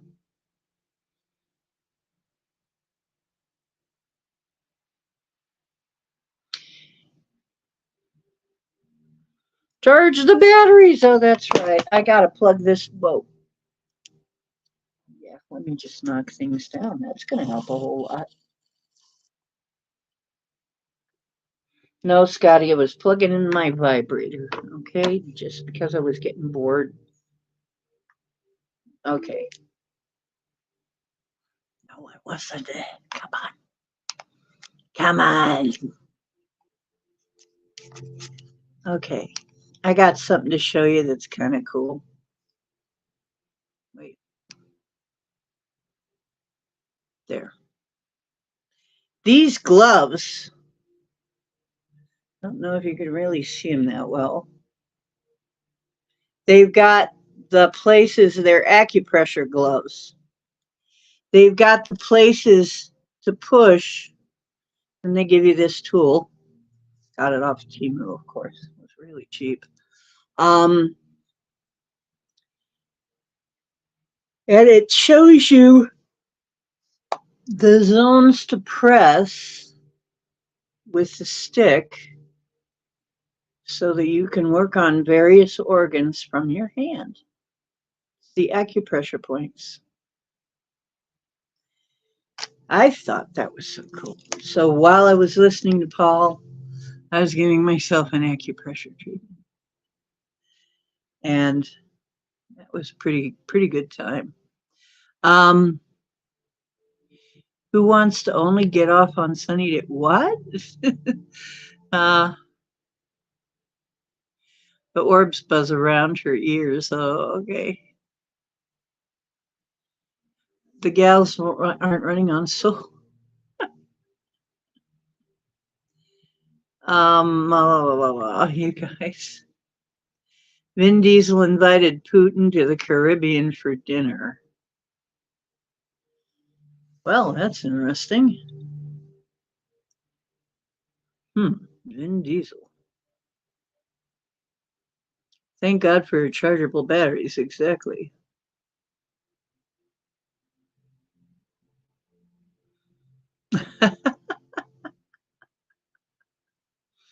You guys are funny. Okay. Scotty's requesting karaoke, but anyway, do you guys got anything that you want to discuss? I mean, you want to come up here? Let me get the link in case somebody, and I'll put it out just in case somebody wants to.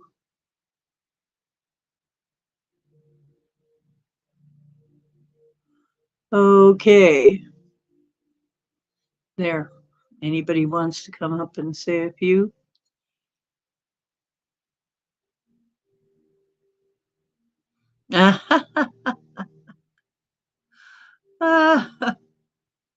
Yes.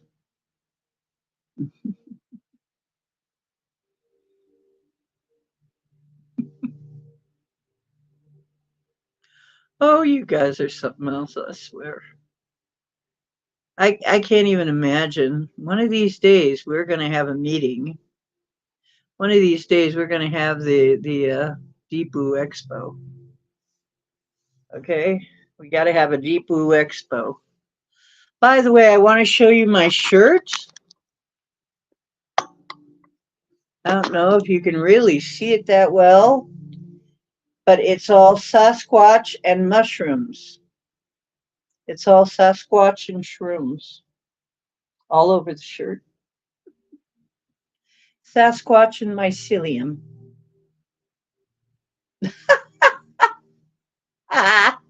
Every time I look at it, I laugh. I don't know why. It just makes me laugh. Oh, silly mycelium.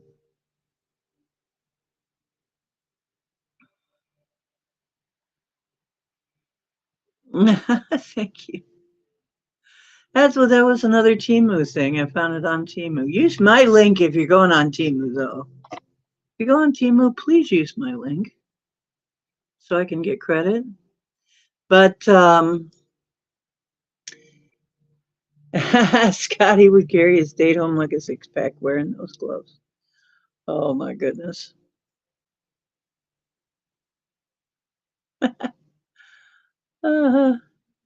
Yeah, I thought it was even pretty colors. There's also one where it's all in black and brown. So if you don't want to be so bright, if you don't want it to be in purple and pink, you can also have it in brown and black and green. Oh, so I have that one too. And then I also have one that I'll be wearing on the 4th of July that is Sasquatch with an American flag. So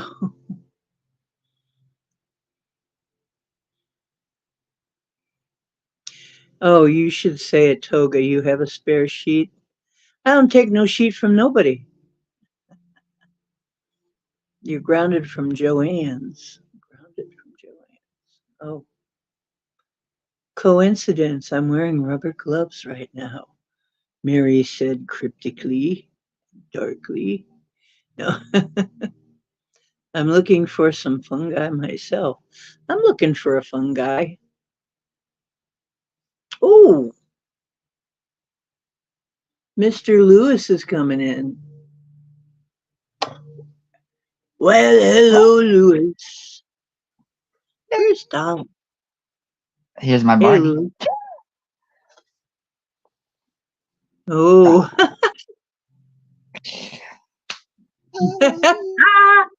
You showing off?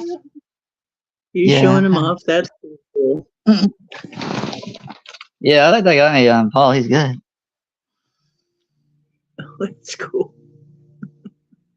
Maybe both, Scotty. Maybe I'm looking for a fungi with fungi. Magic fungi. Ooh, what? Is that what makes the fungi? Maybe. Hmm. Yes. Okay. So Mr. Ta is here. Mr. Ta of the with his Yep. Tyrannosaurus Rex. Is Yeah. Tyrannosaurus Rex.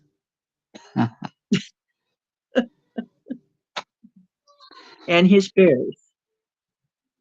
Huh? Indy is already at the dry. Okay, good. I'm glad. Lemu. Lemu. What? Oh. I don't know what I don't know what she means. It could be. I guess it could be a typo. Mhm. Oh, Chloe says, "Oh, I'll take your sheet." She'll probably take your sheet and run, leave you without your sheet. Okay, better watch her. Oh my goodness. Yeah. I do have my pendulum. Lewis is a fungi. Lewis, you're a fungi, aren't you? Yes, I am. Okay, good. We like to hear that. Oh, Oh, Hawaiian okay. seaweed. I like seaweed. I eat that stuff. Hmm. Oh, it's special seaweed. Ooh. Hmm. Special Hawaiian seaweed. I just get the seaweed with. I like it with the wasabi. I love seaweed chips with Yeah. wasabi. Here's my crystal, guys. Or my pendulum. Let's see your pendulum. Not that pendulum, Lewis. It's not that kind of chip. Oh, okay. That kind. Okay. Just a regular kind of pendulum. Okay. Yeah. There's It's nothing actually with Scotty can do. a crystal that I said I bought. And it works like a pendulum. Mm-hmm. Cool. Yeah, that's what I use too. A lot of times I use a necklace for a pendulum. Yeah. Yeah. In fact, and I ask it, I say, "You ready to work like a pendulum?" And usually it says, "Sure, why not?" You can make a It actually, pendulum for me, almost I don't anything. calibrate it. I just let it, I just use my mind or the thoughts, and it'll still work, and active. Okay, so you want to show us one? Want to Huh? show us in action Yeah. how you do your pendulum? Because I do mine all the time. Show me, yeah. Yeah. Yeah, it just moves on its own. It doesn't, yeah. Oh, Scotty uses another small swinging thing. Yeah, well, I would figure. Scotty, Yeah, see, this is the I kind of channel where you can demonstrate that, okay? There you go. yeah, see, I don't, like, ask questions at all. It just goes on its own. Well, yeah, mine does too. It's really weird. And you know what? From here, it looks like it's jumping all over the place. Yeah. You're like skipping. Your video is skipping, and it's just like really weird, man. What the heck is going on over there? Hmm. It's really weird. It's like it's all jumping all over the place, your video. Yeah. It's And weird. your video is also camera's actually freezing too. Oh, they're probably messing with me. Although Yeah. I got to tell you, a lot of people have been having problems with their phones and their other stuff. Are we in a Mercury retrograde, dudes? Somebody help me out here. Are we in a Mercury retrograde yet, or are we going into one? It seems like we're about due for another one, aren't we? Could be. We have that Yeah. full moon this weekend, right? The strawberry moon. Yeah, the strawberry moon. It's going to be powerful. It's going to be pretty powerful. You Hmm. know what? I saw a video from like 9 years ago. Must have been one of my first videos. And I looked a lot different. Well, I think I look better now than I did 9 years ago. But it was a good video. Hmm. I'm actually not I'm not embarrassed of it at all, really. I don't think I look as good as I look now, but I think I look better now. Oddly enough, almost 10 years later. But a lot of the I'm out of that place, and I think a lot of it is where you're living. I mean, geez, what solstice tomorrow at 2:50 p.m. MST. Oh, really? Ooh, really? So we're right on the solstice. That's great. And we Hmm. had like right on the eve of the solstice. Cool. So Hmm. we should have some solstice festivities. Absolutely. Absolutely. We should be celebrating the solstice. I look marvelous and I know who I am, Scotty. Yeah. Hmm. And Scotty says that I haven't frozen on his view. Okay. Hold on. Um the 21st, isn't it on the 21st? I thought Yeah. so too. I guess it could be. We're in the orb of it, so we might as well just declare it. I mean, when you're in the orb of the full moon, it's 3 days before and 3 days after, so it doesn't really matter. We can call it, being in it right now. So Hmm. it's okay. We can do that. We can call it Or, solstice if we want.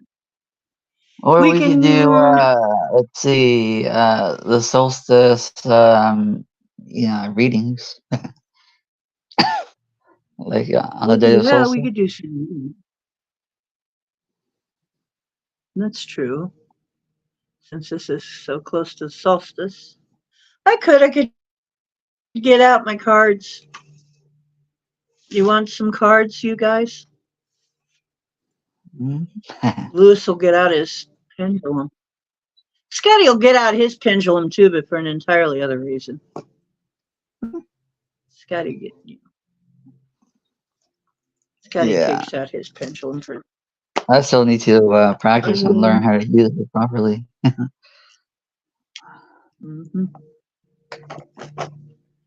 Because I Let use me see what I hmm. got. My cards. What do I got lying around in front of me here? I should have the dragons somewhere here. Star dragons, because I promised I'll always have the dragons all year because okay, and they're here. I got a lot of them. Okay, yeah, I got a lot of them. I got the star seeds, I got the unicorns, I got the dragons, I got the witch. Yeah, I got gateway. I got everything. Hmm. I got all kinds of things. Okay, we can do that. If you want readings, we can do that. Line up. Yeah, that's a good How idea wants because you to go? it's already almost solstice, anyways. Mm-hmm. Or it's gonna be the That's true. lowest or the biggest one, like the closest full moon ever. Mm-hmm. Oh, 21 is the full moon. Okay. Yeah. Yeah. See, I knew it. Yep. Okay. So, Okay. are Good. you going to show us anything with your pendulum? Like, Huh? you going to ask questions? Not yet. I still have. It's really hard to find the right questions. Yeah, it is sometimes. I have to think about it. Yeah. Mostly, Okay. I just let it swing on its own. Yeah. And Scotty, I can already hear him in the back of my head saying that he does too. He just lets it. I hear you. I hear you, Scotty. Please don't touch your pendulum on live. See? I knew it. Chloe's going to smudge it up.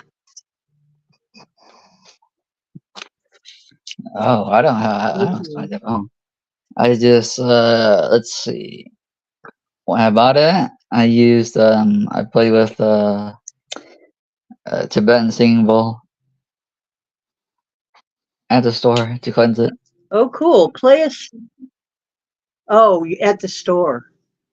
I Yeah. was going to say if you got a Tibetan singing bowl, you could do that. What'd you want to No. talk to us about? You just Oh, came me? up.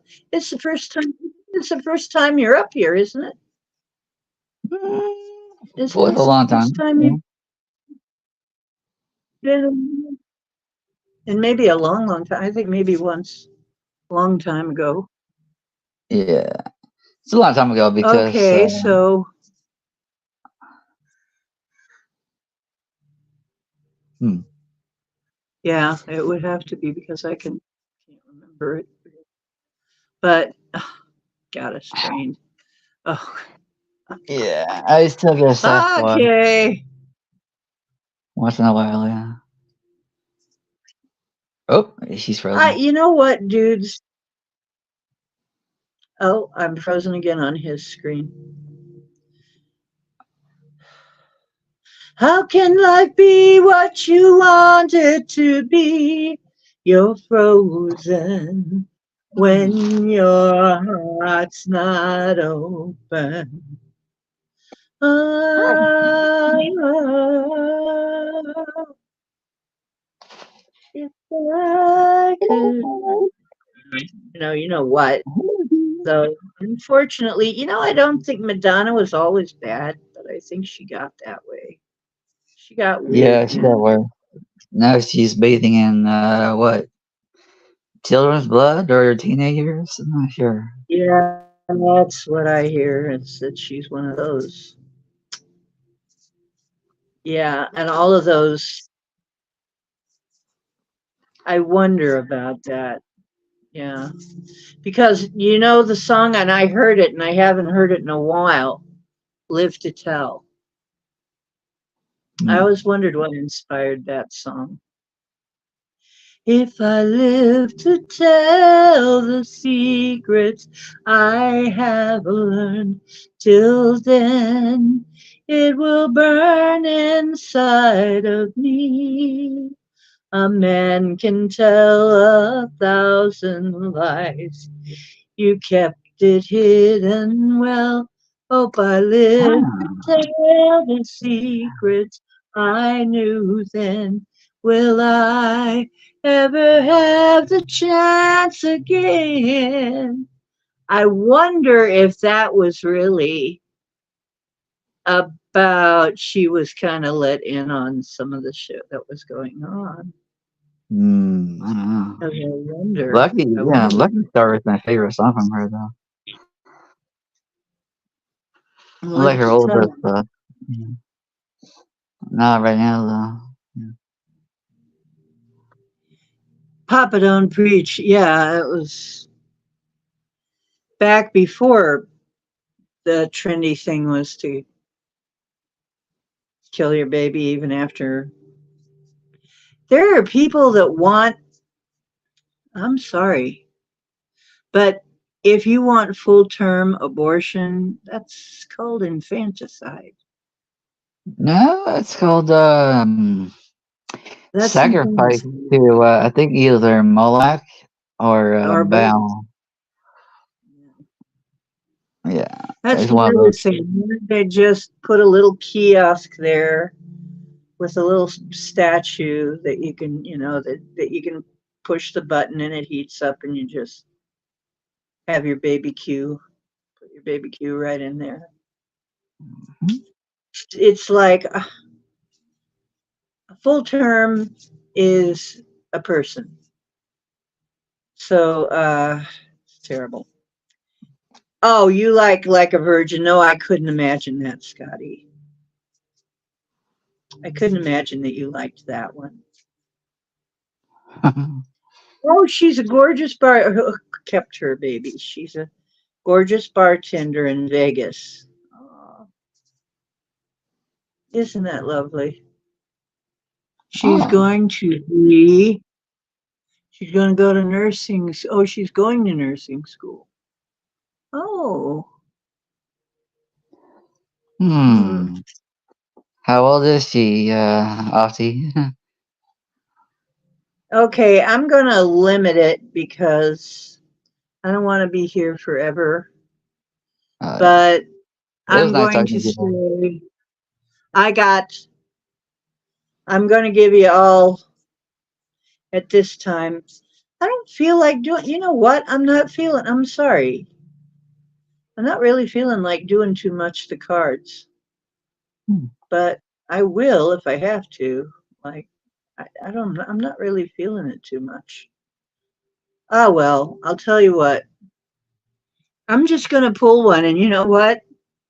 It's going to be either a unicorn or a dragon card. I'm going to limit it. Hmm. Have a unicorn card or a dragon card. Scotty was first in, so I'll I'm go going to for use. both. Like unicorn, actually. You want a unicorn, huh? Yeah. Okay, I'm gonna give Scotty a dragon.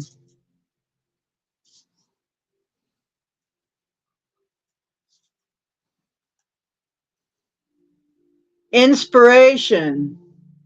You're the meaning in my life. You're the inspiration.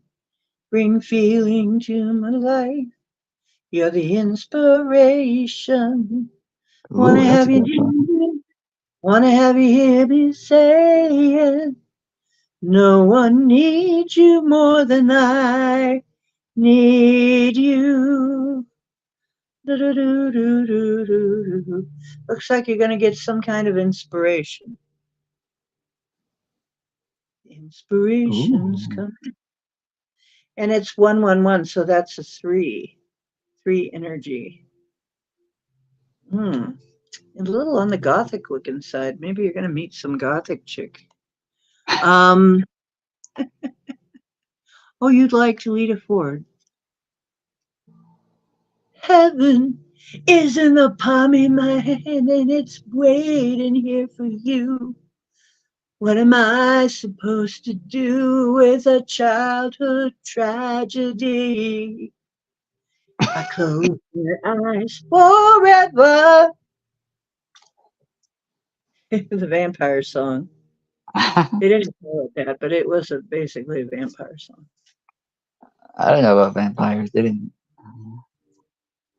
Anyway, let's see. Scotty Gemini is not here. Project wants dragon. Yeah, I got you. I already got you the dragon. I see. I knew. Okay, unicorn. Who wanted an unicorn? Anybody wanted an unicorn? Okay, wait a minute. And Skyfalls wanted a dragon.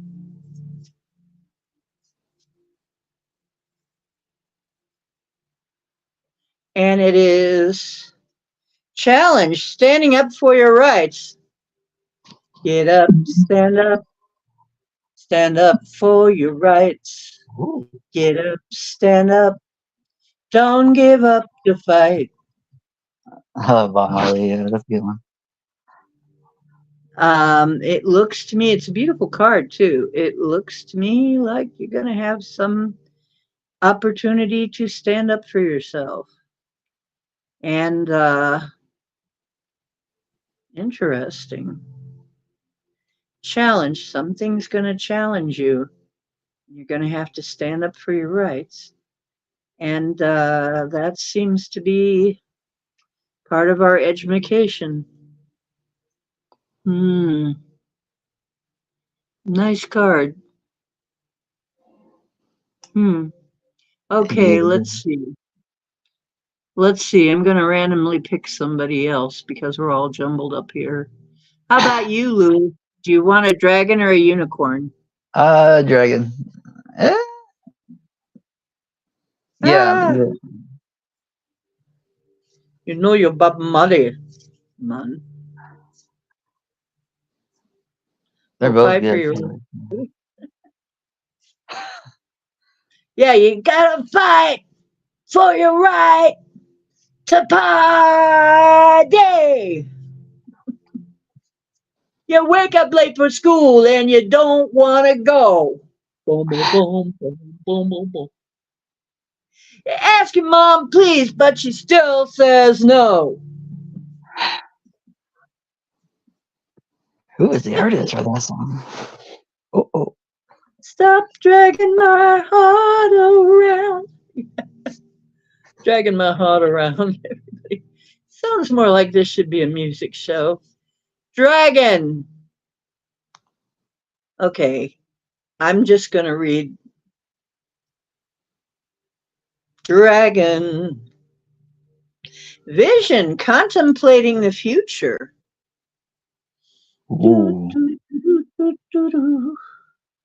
Time keeps on slipping, slipping, slipping into the future. I wonder what I'm that gonna means. fly like an eagle to the sea. Fly like an eagle, let my spirit carry me. I'm gonna fly like an eagle till I'm free. Fly right into the future. Okay, I'm kind of incorporating cards with the karaoke now. What were you saying, Lewis? Huh?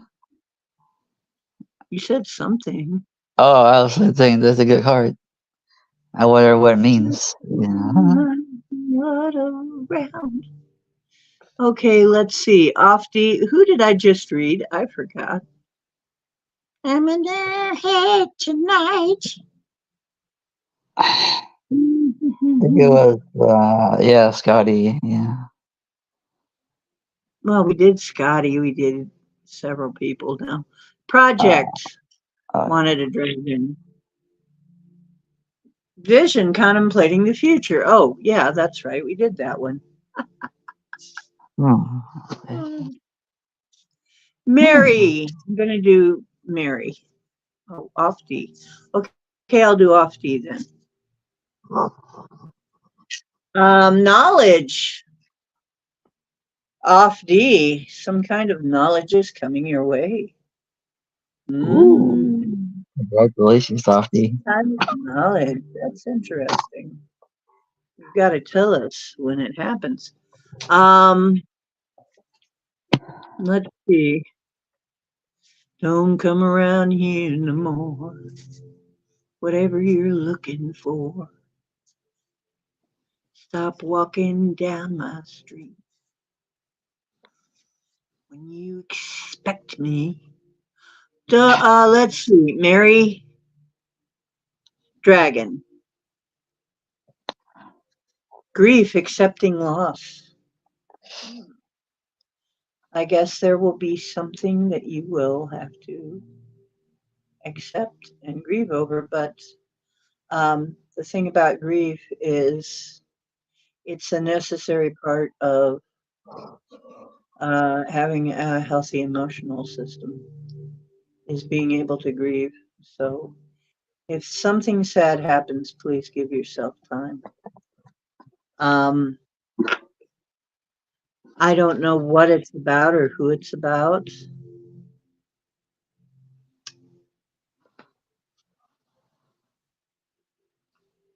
But it's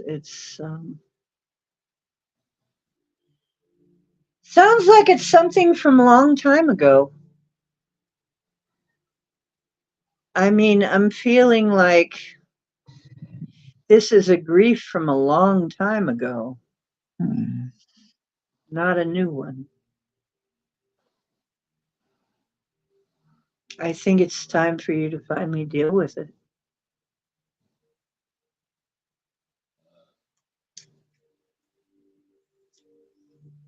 It's that Hmm. part of your show.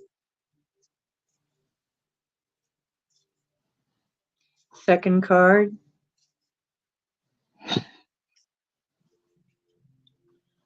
Okay, I'll make you take a unicorn then. If you want another one, I don't mind. I'll pull one up. Whoa.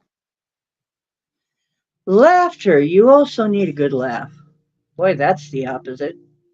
There's some extremes. So laughter is your medicine. Yes. And really, it's one of the ways I've dealt with grief. So, hard. You need a good laugh. That's one of the Grief is reasons. part of the healing process. Yeah, that's the healing part of the healing process. Um, any Tesla fans here? Yeah. Which Tesla? The band, the car, the scientist, the Venusian?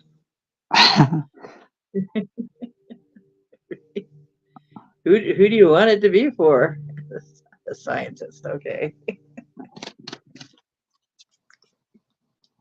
Venusian. He said he was.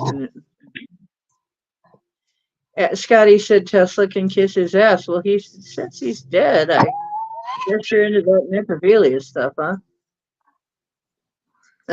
Or Elon, yeah, or Elon.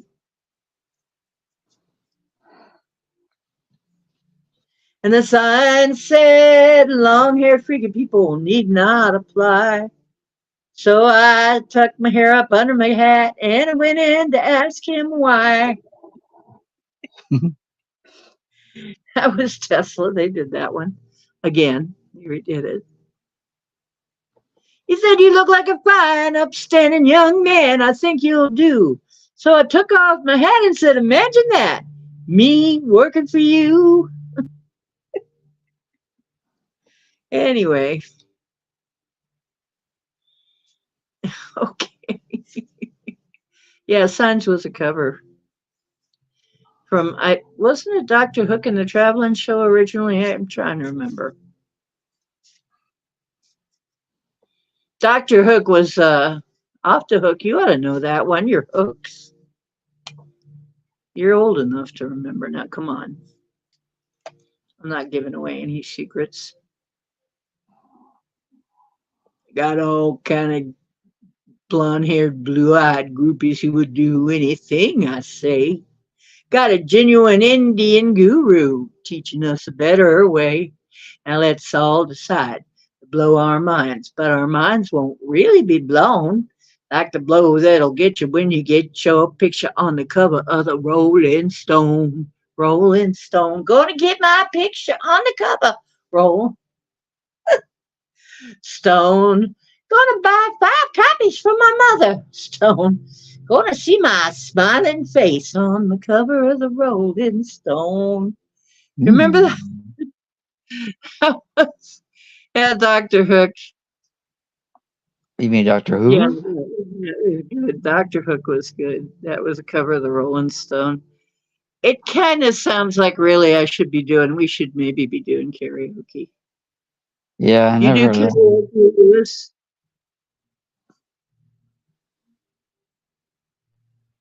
You ever do karaoke? You're Oh, freezing. I'll tell you what, it's a click-in show.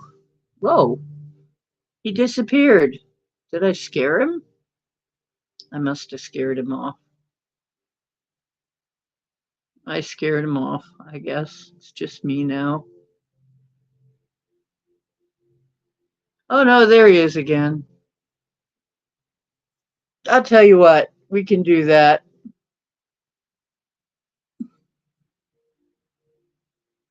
Lewis. Okay, there you go. You're back.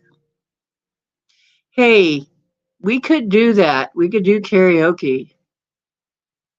Yeah, you're Asian. You do karaoke. Come on. Don't lie. What's your favorite karaoke song?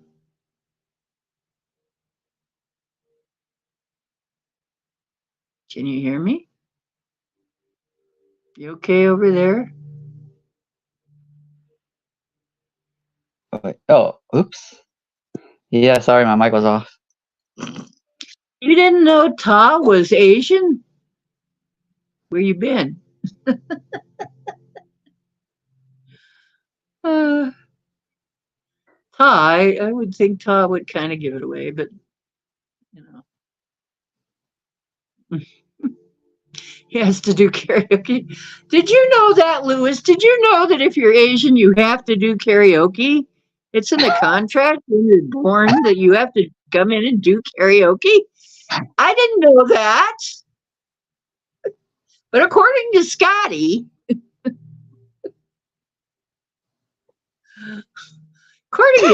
if you're Asian, you have to do karaoke. So I don't know. Don't go into the light, Lewis. Don't go and step into the portal. Using the wrong button on your phone. Yeah. Well, sometimes I use the wrong button. Yeah, that door right there is where I sometimes see apparition. Apparitions? Yeah. But they just, Oh, stop and then when they're supposed to, kind of wave, go by. yeah, when they're Kind supposed of. to go by, they just stop there by accident. As apparitions go by, you must remember this. A vision's just a vision. Mhm. Oh. Anyway. Yeah, I Hey, sometimes see one of my bears up there, staying you on see their the hammers. Yeah. I see mine mostly off to the right. Mostly they're standing off to the right in my field of vision. Hmm. But sometimes I see them all around me, like right now. Hi guys, how you doing? Whoa, here we go. Oh Hmm. boy. Oh spaghetti-o. Yeah. Do you ever see those lights, orbs, little tiny balls of energy? I don't seem too much, oddly enough, which I is see weird those. because I think I would. Hmm. Yeah, those But little balls. Of, that's what I see the most. I really wonder though if it's because I see the spirits. Because I'm wondering if the orbs are spirits, then maybe I'm just already seeing the spirits in the orbs. Hmm. It would be orbs, but I'm seeing who's in the orbs. Maybe that's why I'm not seeing orbs, but I don't know. I don't know why I don't see many orbs. Once in a while, I catch one going by. Once in a great while. Hmm. You can't do Oh, yeah. country. Wow. Well, Yeah. I'm not really big on country, but there's a couple of them. I think Goodbye Earl is pretty funny. Dixie Chicks. Oh, you're not the only racist one. Okay, that's okay. So you've seen a lot of orbs, Hmm. Lewis? Yeah, they just flash like blue or white, sometimes gold. Hmm. I've seen some green ones. Oh, really? Um, Hmm. yeah, I got one picture of a green one somewhere with a full moon. Hmm. At least I think it's an orb. I don't know. It could have been. I suppose it could have been a firefly, but it looked more Definitely like the an orb. kitchen is where I feel a presence, but I don't see it. Like from behind me. Like I get the Mm. chill. I get a lot of that where, like right now, they're around me, and if I tune into them,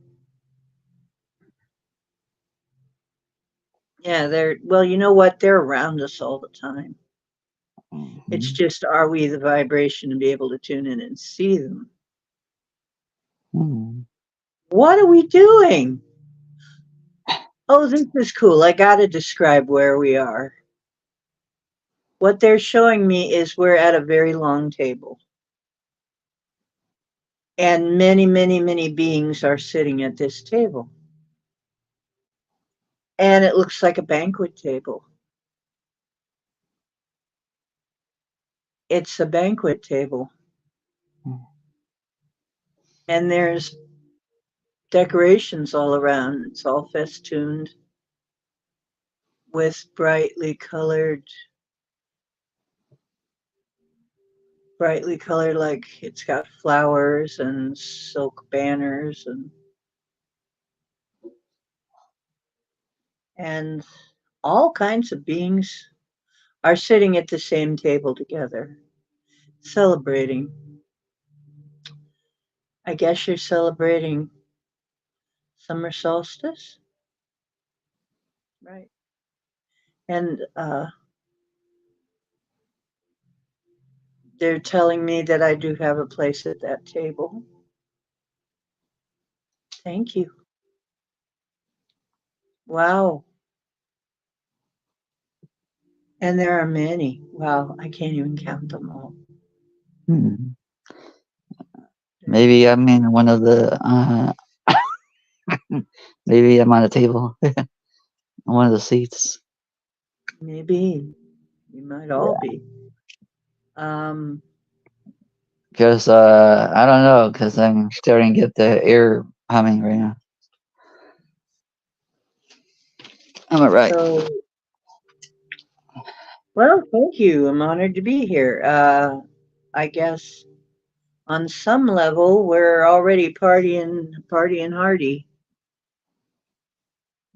Okay, well, thank you for showing me that. Is there any other messages? Is there anything else you want to show me? Something growing. Looks like a tree limb or something. Maybe it is a tree limb. Oh, well, that is very bizarre. That is a hand that looks like a tree limb, kind of a tree hand limb. That must be the tree people. Hi, is that what you Then, look like? And another level. Oh, cool. Maybe it's a maybe it's a dryad. So alright. there's growth. Okay, growth. Um, what? And now I'm seeing a bunch of blossoms. A tree sprouting lots of blossoms. It looks like a cherry tree. Cherry tree. And could be. And okay, now it's getting all psychedelic on me. What you guys trying to say here? Okay. Oh,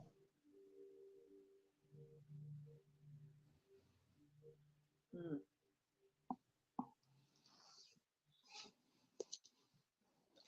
Okay, so I seem to be traveling somewhere. I'm going somewhere. I think I just hit a wormhole. I don't know Ooh, where I'm going. they're What's taking you. happening? Your guys are taking you somewhere. Yeah, I know. Last time this happened, I met two of myselves. Hmm. Uh, am I?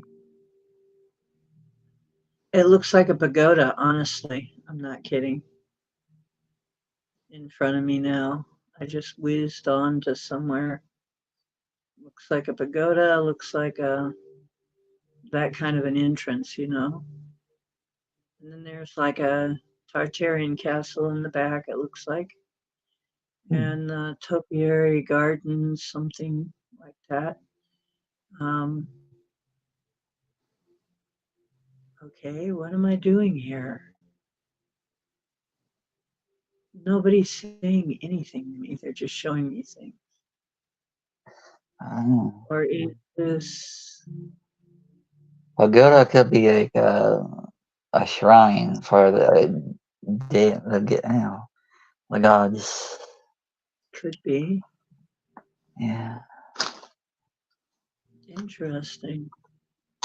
Then behind it looks like a Tartarian castle. But strangely Asian castle. Hmm. Is this your place, Louis? Did you Huh? invite me over? Maybe this is interesting. Yeah, there's a gate that they had the traditional type of gate that they have. You go in the gate, and it's this very palatial place. And the door is open, and there are many lights, like lanterns. They kind of look like Hmm. lanterns, but I don't think that's what they are. Oh, wow. It's a pretty place. Hmm. I don't think they're really lanterns, though, but they kind of look like. They're shaped kind of like that. Oh, wow. This is a really pretty place. I don't know what I'm doing here, though. I don't see anybody around. It's just me right now. I suppose I'll find out at some point why I'm here. And, sometimes they do these things. They give me these Huh. riddles. Like, here, figure it out, kiddo. Oh, thanks. Hmm. I'm not sure if I'm actually projecting something to you, but yeah, I don't. I'm not like seeing anything either. It's just like a little pressure here, or like pulsing. Yeah. It's like when you remote view. It kind of like that. I'm walking around this place. It's really nice. I don't see anybody here, but the door is open. Um, it's really lush. It's a lot of red and gold and very, very plush. Yeah. And so I'm like in some kind of hallway. Yeah, like an alien. Me. Yeah. So yeah, I'm kind of getting sucked along by whatever. I'm not. I don't even feel like I'm walking exactly. I'm just kind of getting sucked into it. And Like you, cowboy. hmm, Cowboy, have you seen Cowboy? Because I oh, hear he's under. He's sneezing. right under the table. Is he over visiting? I don't see him. I was like, I heard something sneezing. Oh, little kitty. Yeah, it could have been He, him. he's right here under the table where this Oh, is. He's right here. Oh. Yeah, I still don't know why I'm here, but there's a great big grand staircase goes two different staircases go up, lead up, you know how they do. mm. And I don't know, I don't think I'm supposed to, am I supposed to go up a staircase or go to the side? I don't know where I'm going. So I'm stopping in front of the staircase. It looks like a ballroom almost. Not exactly, but I don't know. Why am I here? I don't know why I'm here. The staircase could be a portal. Could just be, yeah. Maybe I just accidentally Yeah, stepped yeah. into a Stargate. Got Same as sucked into a Stargate. the same as a What's wrong? story set on YouTube about mysterious stairways in the forest that leads to Yes. nowhere. Yes, and there are people who have gotten sucked into other places. Some people say, you know what, I have seen them. There are some people that say people that go up the stairways, that use the stairways, aren't the same when they come back. And sometimes they disappear. Hmm. I don't know. That something happens uh, then it's almost like it's a beckoning thing, like some people, but you know what, we have some of those in the park down by the river. In one of the parks where I used to play as a kid, we have Hmm. stairways to nowhere. I used to see them, and remnants of houses that were too close to the river and got flooded out. So some of them are just remnants of houses. Huh. There used to be houses there, and now I there's wonder how nobody. those things work and how You they know, manifest. Yeah. if there's stone steps, I mean, would moldy weed cause cold sores? Yes, it would, especially if you're allergic to mold. I know it. I remember on me at one point. Yeah, I saw like the remnants of a house that the river had kind of taken back. It kind of fell into the river. Somebody just built it too darn close, kind of slid into the river. Um, so, sometimes the Cuyahoga gets quite high and causes we've got floodplains around here. We're in a wetland. It's very wet. This is the opposite of the desert. Exactly. This is not a dry area. You're talking serious wetlands here. I mean, right down the way is a bog, right? Like a block away is a bog, the bog park. So I'm in a wetland. And then there's a ravine with water and a little very slow moving stream. And out back here, there's a ravine with some water running through it. There's a pond over there. There's a bog over there. There's a couple of lakes a little further down. I mean, we got enough water. Water is not one of the things we're going to be lacking here if anything happens. Y'all can come to Ohio and we got water. So Hmm. yeah, it's wet. It is very wet here.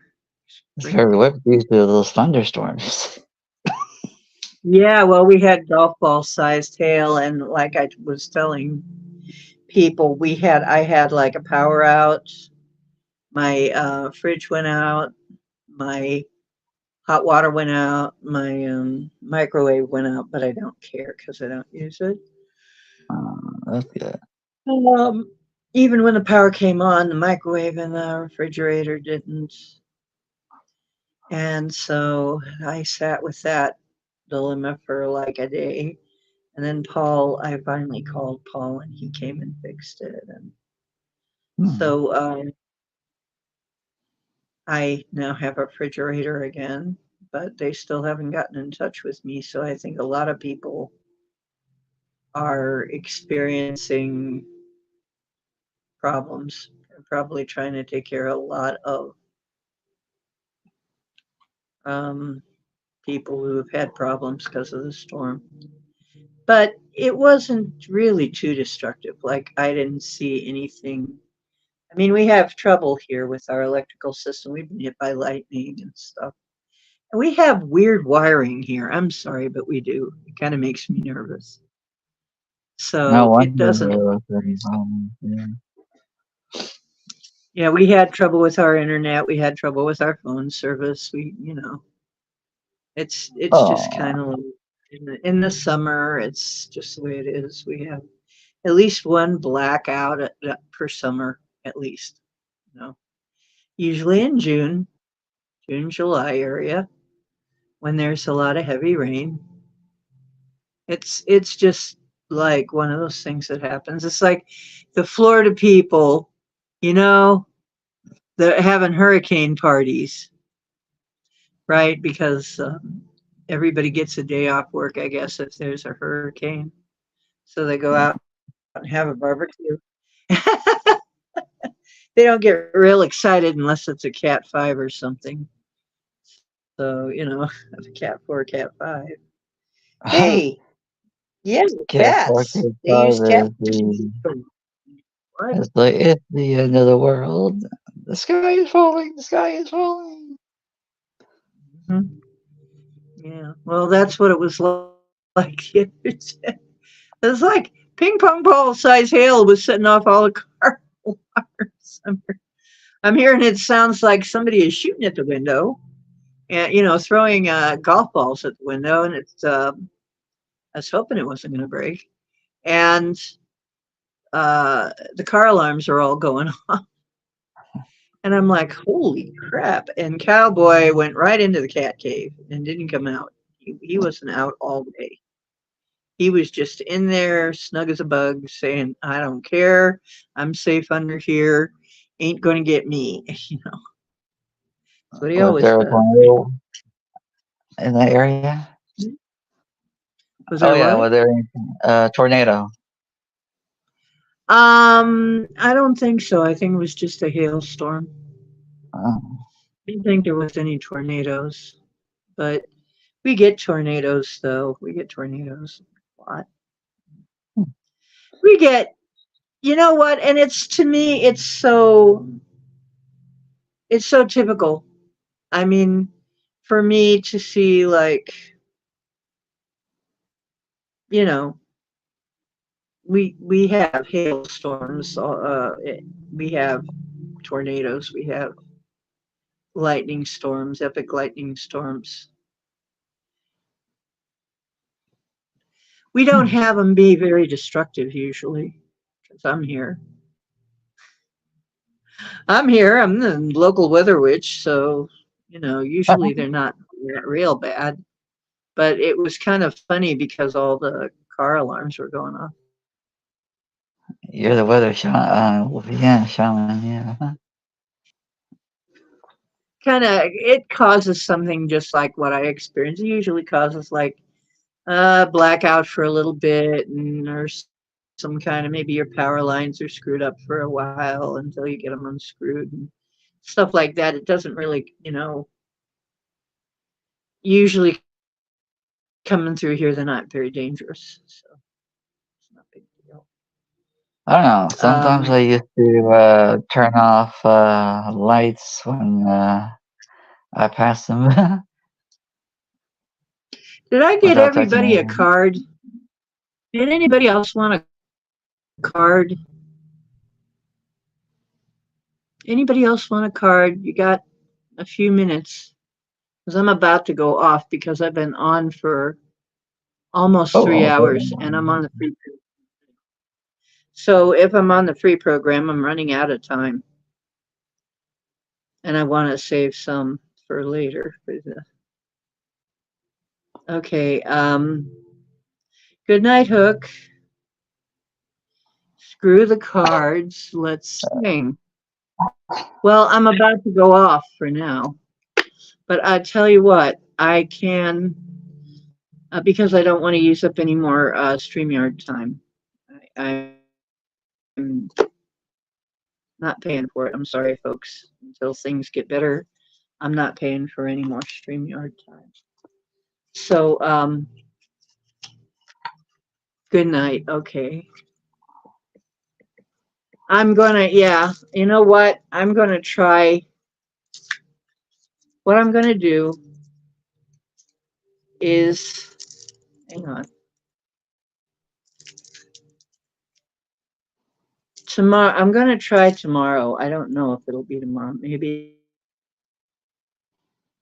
try and come in Friday, but I'll come in on YouTube time, not StreamYard. Okay.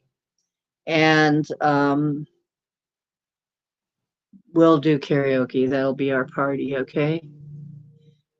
It'll be on the other side of the solstice, but we'll do a karaoke party. Okay. Sounds like a plan. Okay. We'll sing songs and celebrate.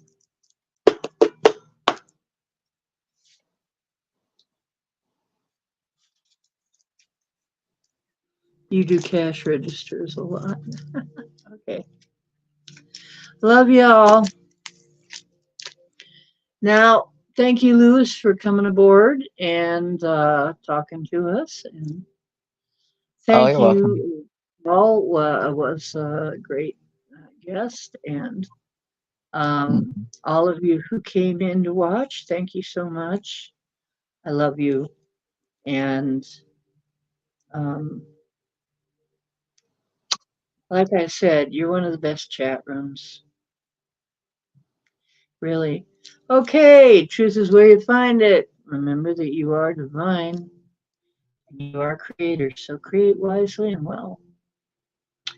And go ahead and hug the Wookiee. If it's in astral, if you're etheric, it's going to be okay to hug the Wookiee, okay? Never hugged one in person, but I have hugged Mama Sasquatch in etheric. And she's very sweet. So we have a very sweet tribe of Sasquatch here. So, hello, Mother Sasquatch, and I know she's listening too. Okay, and all my guides, thank you for being here and showing me whatever that was. I'm sure you'll tell me later. You'll let me know that somehow what was going on there with that, and then I'll tell you guys. And you're blowing kisses. Oh, cool. Okay. Good night, folks. I love you. I will see you next time. We'll get together Friday.